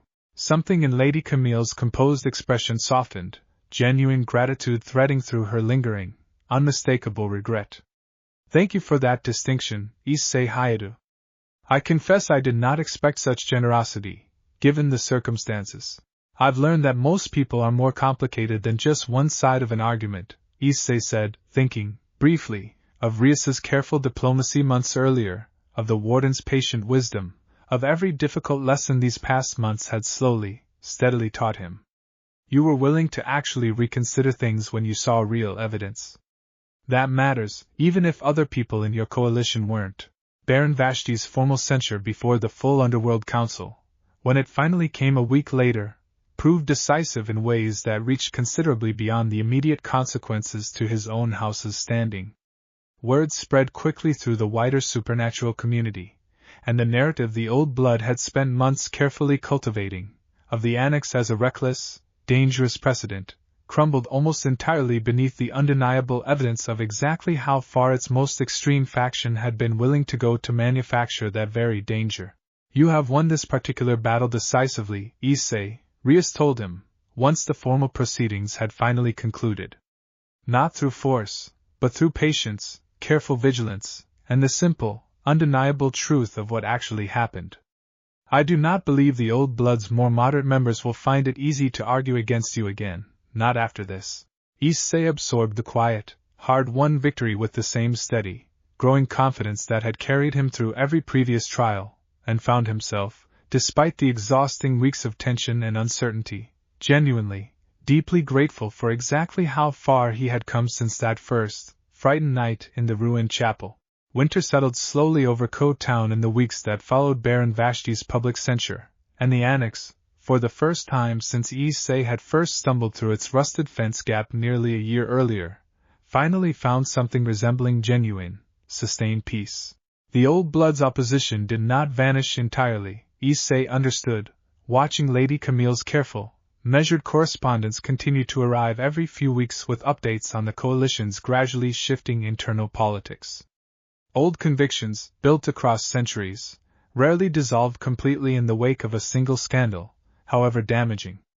But the sharp, immediate danger had eased considerably, replaced by something closer to wary, cautious coexistence, the kind of uneasy peace Issei had learned, over these past months, to recognize as genuine progress rather than mere temporary calm. He stood now at the center of the assembly hall on a quiet, snow-dusted evening, watching Hikari and Sable chase each other in delighted circles through the season's first light snowfall drifting through the courtyard's open sky. Watching Ashen stand its familiar, patient watch near the entrance, watching the small, steadily growing community of refugees and forgotten things he had spent nearly a year so carefully, patiently gathering settle into the comfortable, contented rhythm of an ordinary evening. You look thoughtful again, the warden observed, settling beside him with the same familiar, comfortable weight that had become such a steady, grounding presence throughout everything these past months had demanded of them both. Just thinking about how much has actually changed, Issei admitted. A year ago I was just some random kid who almost died in a park and had no idea any of this existed. Now I've got a treaty with a Satan, a formal rivalry with an entire faction of old devil nobility, and an actual home full of people who trust me to keep them safe.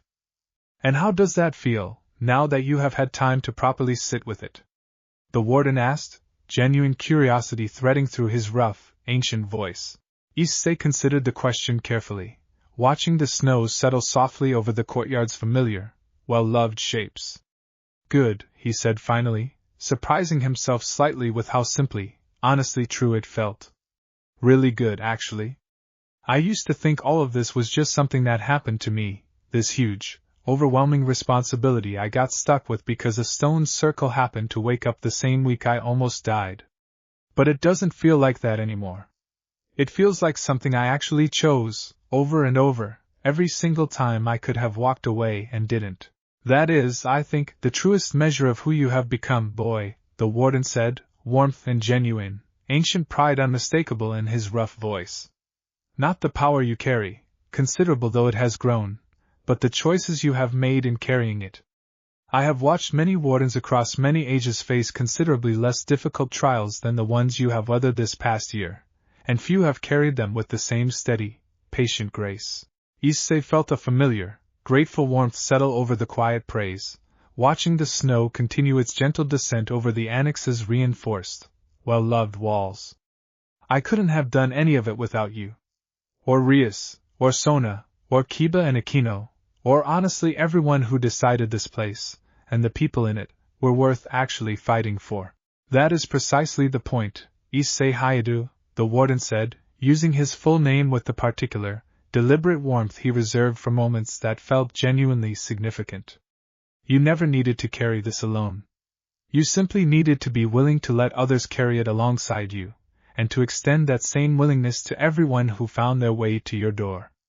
That, more than any power the boosted gear has ever granted you, is what has made this place, and everyone within it, genuinely, lastingly safe. Far beyond the annex's snow-dusted walls, the ordinary, unaware streets of Ko Town settled into the quiet stillness of a peaceful winter evening, and somewhere in the wider supernatural world, word of the boy who had defeated Kokabeel, forged a lasting treaty, and exposed the old blood's most dangerous overreach continued spreading, slowly and steadily, carrying with it the quiet, hopeful promise of exactly the kind of world Issei had spent this entire remarkable year so patiently, faithfully building.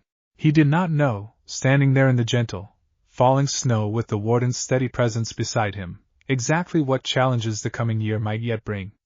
But for the first time since that very first, frightened night, he found himself facing that uncertainty not with dread, but with the same quiet, steady confidence that had carried him this far already, certain, at last, that whatever came next, he would not have to face it alone.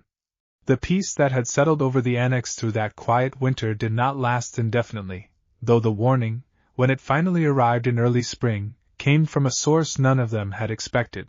It was Lady Camille Astaroth herself who requested an urgent, private audience with Issei, arriving at the annex without her usual composed formality, something genuinely alarmed threading through her careful, measured bearing for the first time since Issei had known her. I would not have come to you directly if this were not considerably more serious than anything we have yet faced, she said, once Rias and the warden had joined them in the assembly hall's quiet privacy. I have learned, through channels I would rather not fully disclose even now, that Baron Vashti's remaining loyalists have not disbanded following his censure, as the council intended. They have instead sought out an alliance considerably more dangerous than anything they could muster alone. Issei felt a cold, familiar dread settle into his stomach. An alliance with who? Kokabeel, Lady Camille said, and the name landed in the quiet hall with all the weight Issei remembered from that terrifying dawn nearly a year earlier. He has spent these past months rebuilding his forces in relative quiet, humiliated by his defeat here and eager, I suspect, for exactly the kind of decisive vindication that eliminating you entirely would provide. Vashti's remaining loyalists, desperate and disgraced after his censure, have apparently decided that an alliance with Kokobil's considerable remaining strength serves their interests far better than continuing to pursue subtler, political means. Rias's expression had gone hard and focused, the easy warmth of recent months giving way entirely to the sharp, protective intensity Issei remembered from the night Kokobil's forces had first breached the annex's walls. That is a considerably more dangerous combination than either threat alone. Kokobil provides the raw military strength Vashti's loyalists lack, and Vashti's remaining political connections provide Kokobil considerably more cover and support than he possessed during his first, failed assault. How much time do we have? Issei asked, steadying himself against the mounting dread with the same hard-won resolve that had carried him through every previous crisis. I do not know precisely, Lady Camille admitted, though my sources suggest their preparations are considerably further along than Kokobil's initial assault ever was. He does not intend to underestimate you a second time, Issei Hyoudou. Whatever comes next, I would expect it to be organized with considerably more care, and considerably more overwhelming force, than his first attempt. The warden, listening with grave, focused attention, spoke with the particular weight he reserved for genuinely dire circumstances. This is precisely the danger I feared might eventually emerge, when we first discussed the old blood's more extreme elements. Desperation and humiliation, combined with genuine, considerable resources, tend to produce exactly this kind of reckless, dangerous alliance. Issei looked around the quiet, peaceful hall, at Hikari and Sable curled together near the hearth, at Ashen standing its familiar watch, at the small, steadily grown community he had spent over this past year so carefully building, and felt a fierce, protective resolve settle over the fear. Why are you telling us this? He asked Lady Camille directly. You could have just stayed out of it. Let this happen without warning us. Something genuine and unexpectedly vulnerable crossed Lady Camille's composed features. Because I have come to believe, over this past year of watching you navigate every trial the old blood and Kokobil both have placed before you, that what you have built here represents something genuinely worth protecting, Issei Hyoudou, whatever reservations I once held about the precedent it sets. I did not expect to feel this way, when I first came to assess you with such careful, guarded suspicion. But I have watched you choose patience over force, honesty over convenience, and genuine care over political expediency, again and again, and I find I am no longer willing to stand by silently while others attempt to destroy it. Issei felt something warm settle briefly through the mounting dread, genuine gratitude for an ally he had never expected to find in quite this form. Thank you? That means more than you probably realize. Do not thank me yet, Lady Camille said, her composed formality returning, though something warmer remained beneath it now. Thank me once we have actually survived what is coming. For now, I would suggest we focus every available resource on preparing this place, and everyone within it, for a fight considerably more dangerous than anything you have yet faced. Rias rose, already reaching for her phone, urgency sharpening every line of her posture. I need to contact Surzex immediately, and Sona as well. If Kokobil and Vashti's loyalists are truly combining their strength, we will need considerably more than my own peerage's resources to meet it. Issei watched her move with focused, determined purpose, and felt, beneath the fear, the same steady resolve that had carried him through Kokobil's first assault, through the old blood's patient political pressure, through every difficult trial this past year had demanded.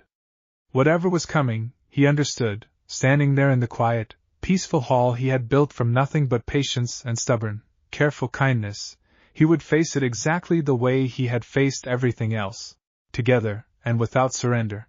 The days that followed unfolded with an urgency that reminded Issei, uncomfortably, of the frantic preparations before Kokobil's first assault, though this time, at least, he faced them with considerably more resources, and considerably more allies, than that first desperate scramble had afforded him.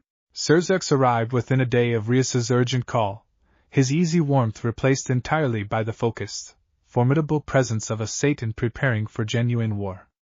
I will not allow this alliance to stand unchallenged, he said, reviewing Sona's swiftly gathered intelligence with grim, thorough attention. Kokabile has already violated the treaty's spirit once. A second, considerably more organized assault, backed by disgraced nobility seeking violent vindication, cannot be permitted to succeed, both for your sake, Issei, and for the sake of everything this treaty represents to the wider balance of power. What kind of support can you actually offer? Issei asked, steadying himself against the overwhelming scale of what was clearly, rapidly, becoming considerably larger than a fight over one boy's fate. Considerable, Sirzek said. I will not commit the full weight of the Underworld's military strength without proper council authorization, which time does not currently allow for. But I can, and will, personally commit my own considerable strength to this defense, along with whatever forces I can discreetly mobilize on short notice. This is no longer merely your fight, Issei. It has become a direct challenge to the treaty I myself sanctioned, and I do not intend to let that challenge go unanswered. Rias's peerage threw themselves into preparation with the same disciplined focus Issei remembered from before, Kiba walking the grounds repeatedly to identify and reinforce every defensible position, Akino weaving considerably more sophisticated wards into the old stone than the ones that had, ultimately, proven insufficient against Kokabile's first assault. Sona coordinated tirelessly with allies across the wider supernatural community, calling in favors and alliances built carefully over this past year of patient, careful diplomacy. Lady Camille, true to her word, threw her own considerable influence behind the defense as well, arriving with a small but genuinely formidable contingent of moderate old blood loyalists who had, in the wake of Vashti's disgrace and subsequent betrayal, chosen decisively to align themselves against the very faction that had once counted them as allies. Vashti's remaining loyalists represent only a fraction of the old blood's true strength, Lady Camille explained, surveying the Annex's rapidly strengthening defenses with focused, approving attention. The majority of my coalition has been genuinely persuaded, over this past year, that what you have built here deserves protection rather than destruction. I have brought what allies I could gather on short notice, and I expect considerably more will follow, once word spreads of exactly what Vashti has chosen to align himself with. Issei moved through the frantic, focused preparations with a steadiness that surprised even himself, checking on the Annex's residents in turn, the same careful, patient ritual he had maintained since the very first weeks of this entire unexpected journey. Hikari and Sable, sensing the mounting tension, pressed close against him whenever he paused, and he found himself, in the quiet moments between urgent preparations, offering them the same steady, gentle reassurance he had offered every frightened arrival since the beginning. I know you're scared, he told them softly, kneeling beside their shared nest as the sun set on the third day of frantic preparation. I am too, honestly. But we've gotten through everything else together, and I'm not going to let anything take this place away from us. I promise. The warden found him there afterward, settling beside him with the same familiar, grounding weight that had steadied nearly every difficult moment of this past year. You have built something remarkable, boy, the warden said quietly, watching the last light fade over the Annex's carefully reinforced walls. Not merely a fortress capable of withstanding this coming assault, though it is certainly that now. A genuine community, bound by trust freely given and patiently earned, willing now to fight alongside you rather than simply for you. That is not something Kokabile, or Vashti, or any of their considerable combined strength, ever managed to understand about what they were truly facing. Do you think it'll be enough? Issei asked, the same honest, vulnerable question he had asked before Kokabile's first assault nearly a year earlier. The warden considered the question with the same careful, thoughtful honesty he had always offered. I do not know with certainty, Issei Hyoudou. I did not know it with certainty before Kokabile's first assault either, and yet you prevailed, through strength you did not fully know you carried, and loyalty you had not yet finished earning. I believe, this time, you carry considerably more of both. Whatever comes with the dawn, I do not believe you will face it as unprepared, or as alone, as you once feared you might. Far beyond the Annex's reinforced walls, in the gathering darkness of the coming night, Kokabile's combined forces began, at last, their slow, deliberate final approach toward Ko Town, and toward the fiercely defended sanctuary that had, against every expectation, refused for nearly a year to break. The assault began just before midnight, considerably more overwhelming in scale than anything Issei had witnessed since that first desperate dawn nearly a year earlier, dark shapes filling the night sky in numbers that made even Serzex's considerable presence beside him feel, for one uncertain moment, insufficient against the sheer, gathering weight of it. "Hold your positions," Rias called across the courtyard, her voice carrying clear and steady despite the mounting tension. "Let them break against the wards first. We do not need to meet their full strength head-on if we do not have to."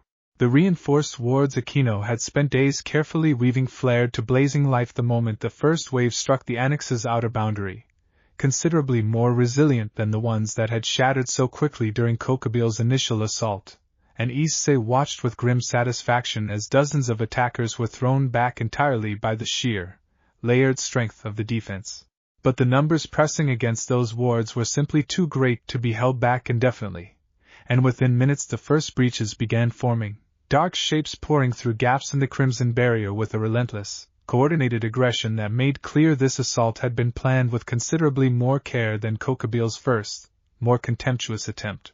Ashen met the first wave through the main breach with the same steady, formidable strength Issei had come to rely on completely, scorched plating gleaming in the flickering light of clashing magic as it held the line with a discipline that had only grown sharper across a year of careful training alongside Kiba's patient instruction. The warden fought beside it, ember eyes blazing with focused, ancient fury, meeting spear and blade alike with a strength that had, itself, grown considerably since that first desperate night. Issei threw himself into the fight at their side, the boosted gear flaring bright and steady along his forearm, every hour of the past year's training settling into fluid, disciplined motion. He fought not as the frightened, untrained boy who had first faced Kokabil's forces, but as a genuine steward defending everything he had spent a year so carefully building, each measured boost and controlled strike a testament to exactly how far he had traveled since that first terrified night. Around him, the battle raged with an intensity that dwarfed every previous confrontation. Serzex moved through the chaos with devastating, controlled power, crimson destruction magic scattering entire clusters of attackers with each careful, deliberate strike. Lady Camille's moderate old blood contingent fought with disciplined, formal precision, their unfamiliar magic proving surprisingly effective against Vashti's loyalists, who clearly had not expected their own former allies to stand arrayed against them. Rias's peerage fought as the coordinated, practice unit they had become across a year of shared trials, Kiba's blade a blur of disciplined violence, Aquino's lightning arcing in devastating waves, Kaniko's raw strength scattering attackers twice her size with contemptuous ease.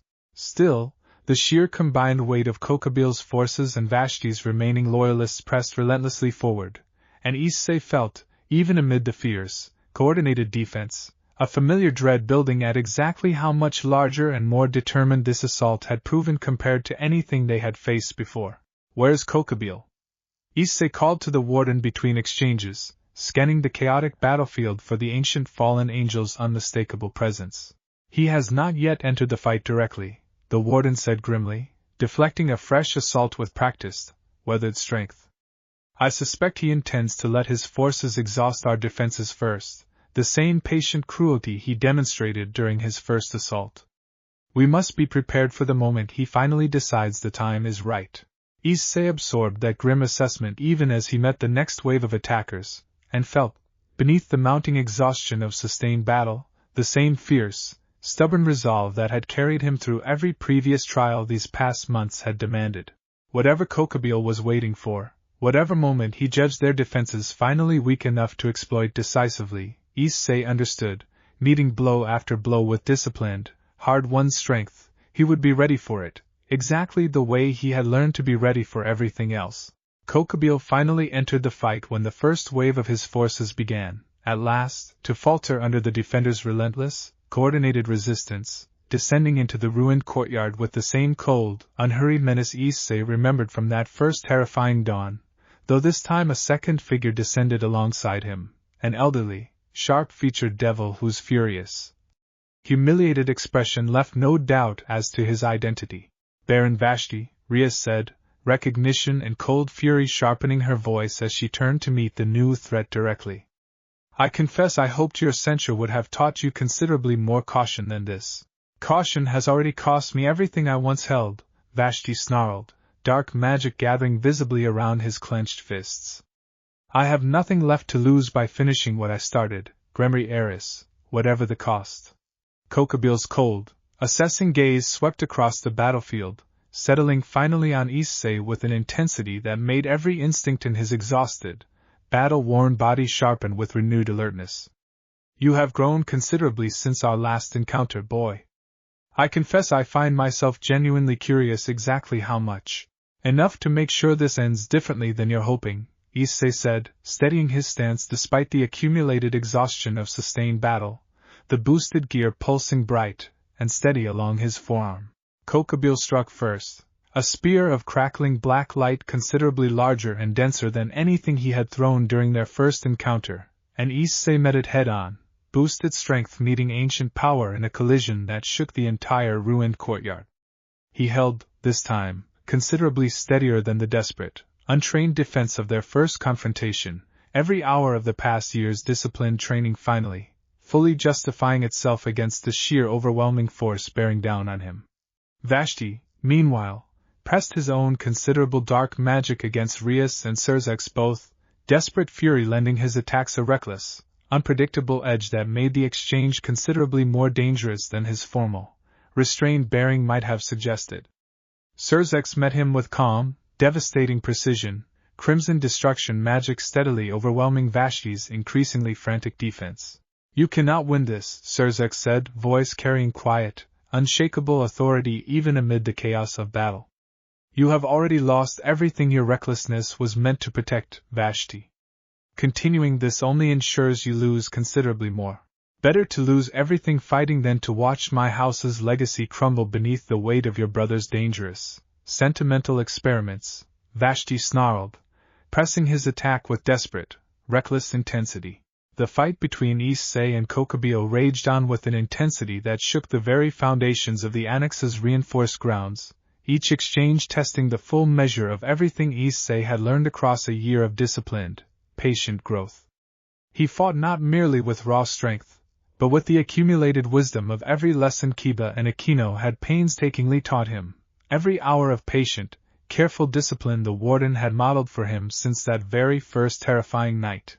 Still, Kokobil's ancient, considerable power pressed relentlessly against even Issei's hard-won strength, and slowly, gradually, Issei felt himself being driven back, the accumulated exhaustion of sustained battle beginning, finally, to take its toll. You have grown, Kokobil acknowledged, pressing his advantage with cold, calculating patience, but growth alone does not overcome centuries of accumulated experience, boy. I did not underestimate you a second time. I do not intend to lose to the same mistake twice. Issei felt the accumulated weight of exhaustion and mounting desperation building dangerously, and reached, instinctively, for the same overwhelming reserve of strength that had turned the tide against Kokobil once before. Partner, Drake's voice rose within him, steady and vast despite the mounting strain. The balance breaker again, if you believe you can bear its cost a second time. But I would caution you, this fight demands more than raw power alone. Look to your allies. You do not face this battle as isolated as you once believed yourself to be. Issei, even amid the desperate exhaustion of the fight, understood immediately what Drake meant, and rather than reaching solely for his own overwhelming reserve of strength, called out instead, voice carrying clear and steady across the chaos of the battlefield. Rias! Camille! I need help!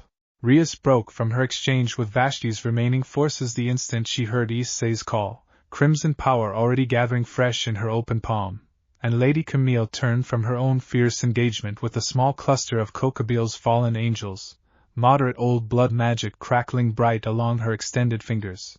Together, Issei said, as they converged beside him, facing Kokobil's considerable, looming presence with a unity that made the ancient fallen angel's cold confidence flicker, for the first time that night, into something closer to genuine wariness. You said it yourself, all those months ago, Kokobil. I'm not just a boy fighting alone. I never was. Kokobil's ember-dark eyes narrowed, calculating the shifting odds with the same cold precision that had guided every decision across his considerable centuries of existence. A clever adjustment, he acknowledged, though I would remind you, boy, that numbers alone have never determined the outcome of every battle I have fought. No, Issei agreed, but they help. And so does this. He reached, not for the isolated, overwhelming strength of the balance breaker alone, but for something steadier, the accumulated warmth of every bond he had carefully built across this remarkable year, and felt the gem along his forearm flare bright with a resonance that carried, unmistakably, more than his own strength alone. Welsh Dragon, Balance Breaker, Drake's voice roared once more across the chaotic battlefield, and this time the crimson armor that spread across Issei's shoulders and chest carried within its resonance something new, threads of Rias's own crimson power, and Camille's disciplined magic weaving faintly, unmistakably, into the armor's blazing light. Kokabill's composure finally, visibly cracked. Impossible. A balance breaker drawing strength from bonds rather than isolation alone. I have never witnessed such a thing. You've never fought someone who actually let people in before, Issei said, and moved. The combined assault that followed overwhelmed even Kokabill's considerable, ancient defenses, Issei's armored strikes landing with devastating, coordinated precision alongside Rias's blazing destruction and Camille's disciplined, elegant magic, each attack building on the last with a synergy Kokabill's centuries of solitary, ruthless combat had never prepared him to properly counter. Vashti, watching his ally stagger visibly under the combined onslaught, felt his own desperate resolve finally, decisively crack. This was never supposed to go this way, he said, retreating a step as Serzex's own overwhelming power closed inexorably around him. It rarely does, for those who choose cruelty over patience, Serzex said, and with a final, decisive burst of crimson destruction magic, brought Vashti's desperate resistance to a definitive, humbled end. Kokabil, facing the combined weight of Issei's balance-broken strength, Rias and Camille's coordinated support, and the growing realization that his last, desperate ally had finally fallen, made the same pragmatic calculation that had saved him during their first encounter nearly a year earlier. This is not the victory I intended tonight, he said, wings flaring in clear preparation for retreat, dark eyes carrying, for the first time, something that might genuinely have been respect. But I confess, boy, I did not expect to face something quite this formidable a second time. Perhaps there is wisdom, after all, in the strange, patient strength you have built here. He vanished into the night sky before anyone could move to stop him, his remaining scattered forces following swiftly behind, and the ruined, battle-worn courtyard fell, at last, into a heavy, exhausted, disbelieving silence. Issei's armor receded slowly from his shoulders, the overwhelming rush of shared, borrowed strength fading back into familiar, steady warmth, and he sank to his knees amid the wreckage of the fight, breathing hard but genuinely, gratefully whole. We held, he said, disbelief and relief warring fiercely in his exhausted voice. We actually held. Rias knelt beside him immediately, healing magic already gathering warm in her palms, while Lady Camille surveyed the scattered wreckage of Vashti's defeated forces with grim, satisfied focus. You held, Issei, Rias confirmed, warmth and genuine pride unmistakable in her voice. Not alone, this time, but together, exactly the way you always insisted this fight should be fought. Issei looked around the battle-scarred courtyard, at Serzex standing victorious over Vashti's captured, humbled form, at Ashen and the warden both battered but unmistakably, faithfully standing, at Hikari and Sable emerging cautiously from their sheltered hiding place now that the danger had finally, truly passed, and felt, beneath the overwhelming exhaustion, a fierce, quiet triumph settled deeply into place. Whatever challenges still remained, whatever consequences this night's decisive victory might yet bring, he understood, kneeling amid the wreckage of everything he had fought so hard to protect, that he had finally, truly proven exactly what the warden had promised him nearly a year earlier, that patience and genuine, freely given loyalty could accomplish what raw strength, however considerable, never could achieve alone. The morning after the battle arrived pale and quiet over Ko Town, and Issei woke slowly in his own bed for the second time in this long, remarkable journey, his body aching in ways that reminded him, gratefully, exactly how much worse the previous night could have ended. Rias arrived at his home shortly after noon, her own exhaustion carefully masked beneath the same warm, steady composure she had offered him throughout every crisis these past months. Baron Vashti has been formally taken into custody, she reported, settling into the chair beside his bed with visible, hard-won relief. Sirzex intends to see him face the full weight of the council's judgment, considerably more severe this time than a mere censure. His remaining loyalists have largely scattered, disowned even by the more moderate branches of the Old Blood coalition. And Kokabile? Issei asked, propping himself up carefully against his pillows. Retreated, as he did before, though this time considerably more thoroughly humbled. Rias's expression carried a thoughtful weight beneath its relief. Sirzex believes it may be some time before he attempts anything so bold again, if indeed he ever does. 2 decisive defeats at the hands of the same steward tend to discourage even the most stubborn pride, eventually. Issei absorbed that with quiet, grateful relief, thinking of Ashen and the warden both, of Hikari and Sable, of everyone who had fought and bled to protect what he had built. Is everyone at the annex okay? Really okay, not just the version you're telling me so I don't worry. Rias's smile softened, genuine warmth breaking through her careful composure. Everyone survived, Issei, and everyone is recovering well. The warden insisted on remaining upright through most of yesterday despite considerable damage to his plating, though I finally convinced him to rest properly once the immediate danger had passed. Ashen sustained the worst of the physical damage, but Akino assures me the repairs are already well underway. Hikari and Sable have not left the assembly hall's entrance since the fighting ended, apparently determined to be the first to greet you the moment you return. Issei felt a fierce, grateful warmth settle through the lingering exhaustion at that, and found himself, despite his body's considerable protests, already planning the trip back to the annex the moment he felt strong enough to make it. He arrived 3 days later, still moving carefully but unwilling to remain away any longer, and found the annex in the careful, steady process of healing that had become, over this remarkable year, a familiar and comforting rhythm. The reinforced walls bore fresh scars from the battle, but the community sheltered within them had already begun the patient work of repair, exactly the way Issei himself had once painstakingly restored the ruin from nothing at all. Hikari met him at the gap in the fence with a force that nearly knocked him from his still unsteady feet, and Sable followed close behind, both small spirits pressing warm and grateful against him with none of their usual reserved dignity. Ashen, plating still visibly scarred but standing tall and steady near the entrance, inclined its head in unmistakable, silent welcome. The warden waited near the stone circle, ember eyes carrying a warmth that needed no words at all, though he offered them regardless. You look considerably better than you did 3 days ago, boy. I feel considerably better too, Issei said, settling carefully beside the ancient guardian, the familiar comfort of the ruined hall settling over him like a well-worn blanket. How are you doing, actually? Rias said you took some serious damage. I have endured worse, across a considerably longer span of years than you can currently imagine, the warden said, though something in his rough voice carried genuine, weary honesty beneath the reassurance. But I will admit, this fight tested me more thoroughly than any since my original sealing, centuries ago. I am, however, considerably more whole than I feared I might be, in the fight's most desperate moments.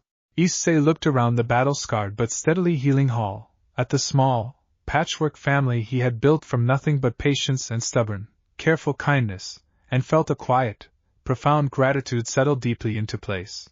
We actually did it, he said softly, mostly to himself. We really, actually beat them both. You did, the warden agreed, warmth and genuine, ancient pride unmistakable in his voice. Together, exactly as it should always have been. The formal council session convened 3 weeks later, in a grand, ancient chamber deep within the underworld that Issei had never before had cause to visit, and he stood now at its center, considerably more composed than he might have managed a year earlier, flanked by Rias, the warden, and to his continued quiet surprise, Lady Camille Astaroth herself. The council has reviewed the full account of recent events, Sirzex announced, his voice carrying clear and formal authority across the assembled nobility filling the chamber's tiered seating. Baron Vashti's treasonous alliance with a known hostile power, and his subsequent, decisive defeat, leaves little room for continued debate regarding the treaty's legitimacy or value. I move, therefore, that the Council formally strengthen the Annex's protected status, extending its recognized neutral ground to include full Council sanction, rather than my own personal authority alone. A murmur rippled through the assembled nobility, though considerably less resistant than Issei might once have feared, and Lady Camille rose from her own seat among the gathered representatives to address the chamber directly.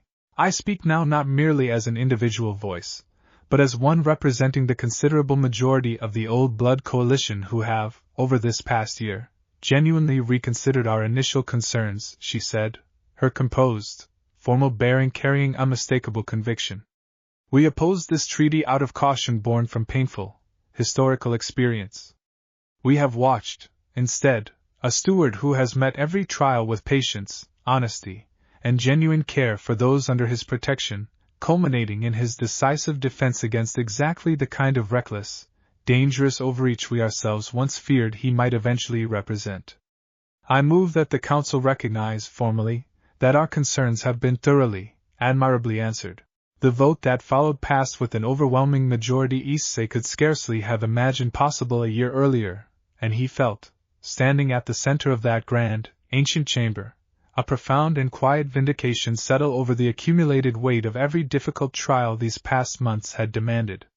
Congratulations, Issei Hyoudou, Serzek said afterward, extending his hand with the same genuine, warm formality he had offered during their very first meeting.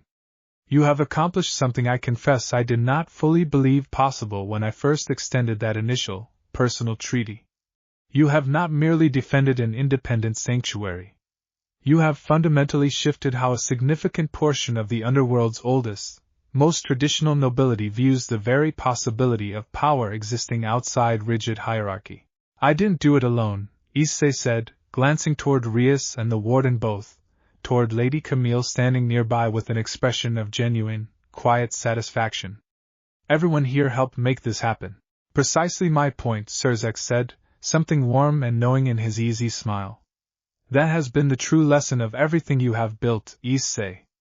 Not that one person can accomplish anything alone through sufficient strength, but that genuine cooperation, freely chosen and patiently maintained, accomplishes what raw power never could achieve in isolation.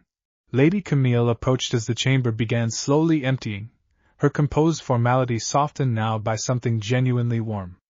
I confess, Issei Hyoudou, when I first came to assess you all those months ago, I expected to find exactly the kind of reckless, dangerous power my coalition had always feared.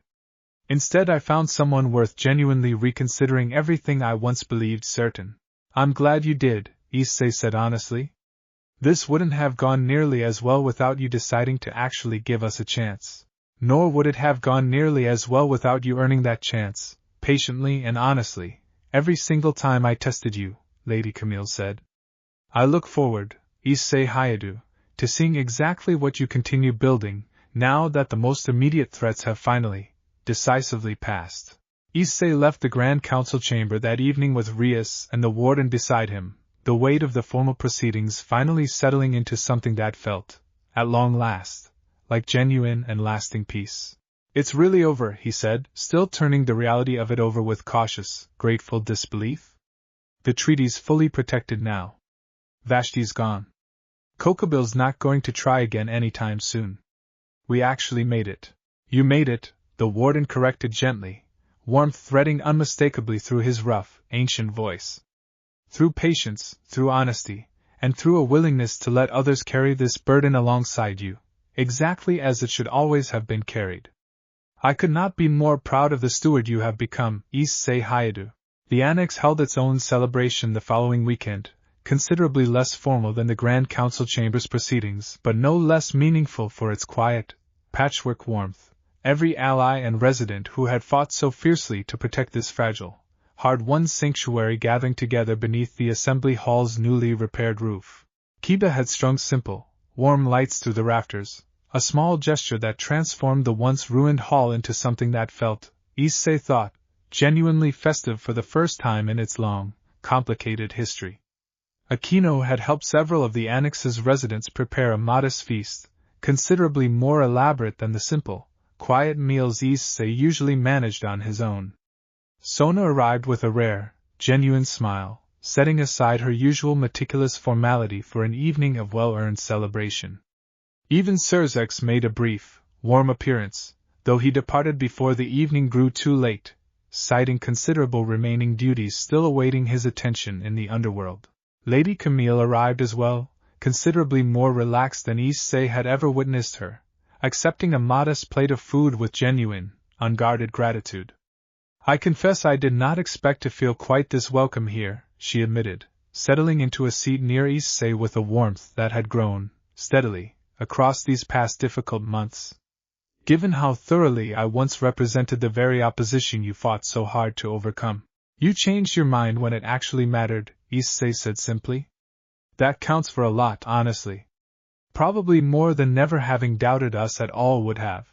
Hikari and Sable wove through the gathered crowd with delighted, uninhibited energy, clearly reveling in the warm, celebratory atmosphere, while Ashen stood its familiar watch near the entrance, plating fully repaired now, dim-eyed brightened with what Issei had come to recognize, unmistakably, as genuine contentment.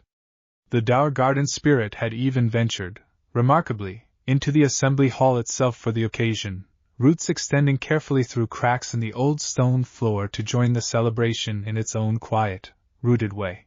The warden moved through the gathered crowd with careful, dignified warmth, accepting congratulations and genuine gratitude from allies old and new alike, and Issei watched him with a swelling, grateful pride that had only deepened across this remarkable year of shared trials.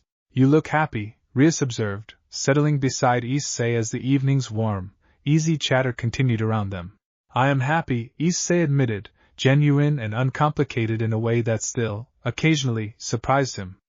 "I keep thinking about that first night, stumbling into this place with no idea what I was even looking for. I never imagined it would turn into any of this. Few of the most meaningful things in life announce themselves clearly from the very beginning," Rias said, something thoughtful and warm in her voice. "You simply followed the thread patiently, one honest choice at a time, and look what it eventually became." Issei surveyed the warm, crowded hall, the strange, patchwork family gathered together in genuine, hard-won celebration, and felt something settle, deeply and permanently, into place within him.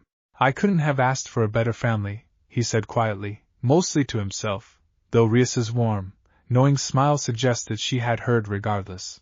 "Then perhaps," she said gently, "it is exactly the family you were always meant to find."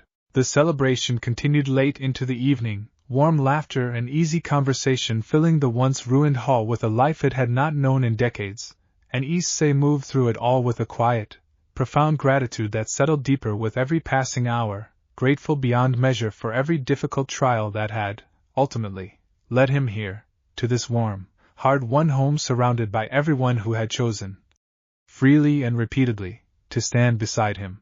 The celebration wound down eventually, guests departing gradually into the warm night air until only Issei and the warden remained, sitting together near the stone circle where this entire remarkable journey had first begun, the assembly hall settling into the comfortable, familiar quiet Issei had come to treasure most of all.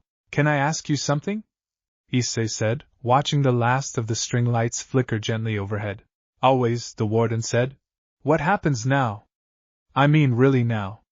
Kokabil's beaten, Vashti's gone, the treaty's fully protected. I spent so long just trying to survive whatever came next that I never really thought about what happens once nothing else is actively trying to destroy everything I built." The warden considered the question with the same careful, thoughtful weight he had offered every difficult moment of this past year. "That is, I think, one of the more genuinely important questions you have asked me, boy, and one considerably less obvious to answer than defeating an ancient fallen angel commander or navigating centuries-old political intrigue." "That's not exactly reassuring," Issei said, a tired, wry smile tugging at his exhausted features. "It is simply honest," the warden said. "You have spent this entire remarkable year reacting to threats, however admirably you have met each one. Now, I suspect, you face the considerably quieter, and in some ways considerably more demanding, task of simply continuing to build, without the urgent pressure of imminent danger driving every decision." Issei turned that over slowly, watching Hikari and Sable curled together contentedly near the hearth, watching Ashen's steady, peaceful watch near the entrance. I think I'd actually like that. Just building, without everything being some kind of emergency. I suspect you would find it considerably more fulfilling than you currently imagine, the warden said, something warm and genuinely hopeful in his rough voice. This annex has grown into something remarkable, Issei Hyoudou, but it remains, in many ways, still young. There is considerable work yet to be done, welcoming those who continue to seek genuine shelter, deepening the alliances you have built, perhaps even helping other, similar sanctuaries take root elsewhere, now that you have proven such a thing is genuinely possible. Issei sat with that, letting the quiet possibility settle warmly alongside the exhausted, hard-won peace of the evening. I think I'd like that too. Helping build more places like this, I mean. Not just protecting the one we already have. Then perhaps that is precisely where this remarkable journey leads next, the warden said. Though I would gently remind you, boy, that you need not rush toward that future immediately.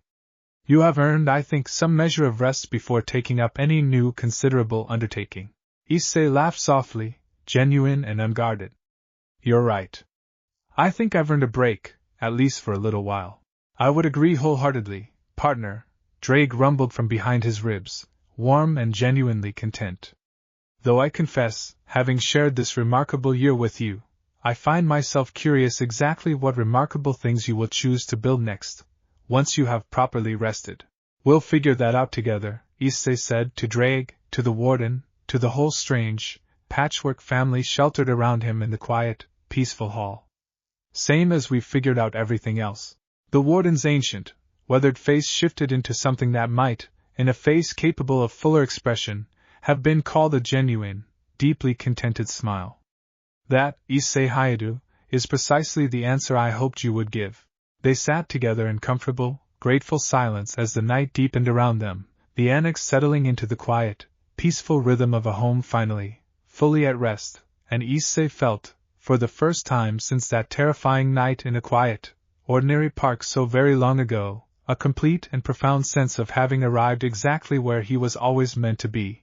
A full year to the day after Issei Hyoudou had first crossed the dead grass behind the old building and pushed through a rotted door that had no business opening as easily as it did, he stood once more at that same threshold, though the door itself had long since been carefully repaired, and the grass beyond it had long since been tended into something considerably more like a garden than a wasteland. He came alone this time, in the quiet hour just after sunset, wanting, for reasons he could not entirely articulate even to himself, to retrace those first uncertain steps one final time before the annex's newest arrivals filled the evening with their usual warm, bustling energy. The assembly hall greeted him exactly as it always did now, warm and lived in, string lights still strung through the rafters from the celebration weeks earlier, Hikari and Sable curled together near the hearth, Ashen standing its familiar, faithful watch near the entrance.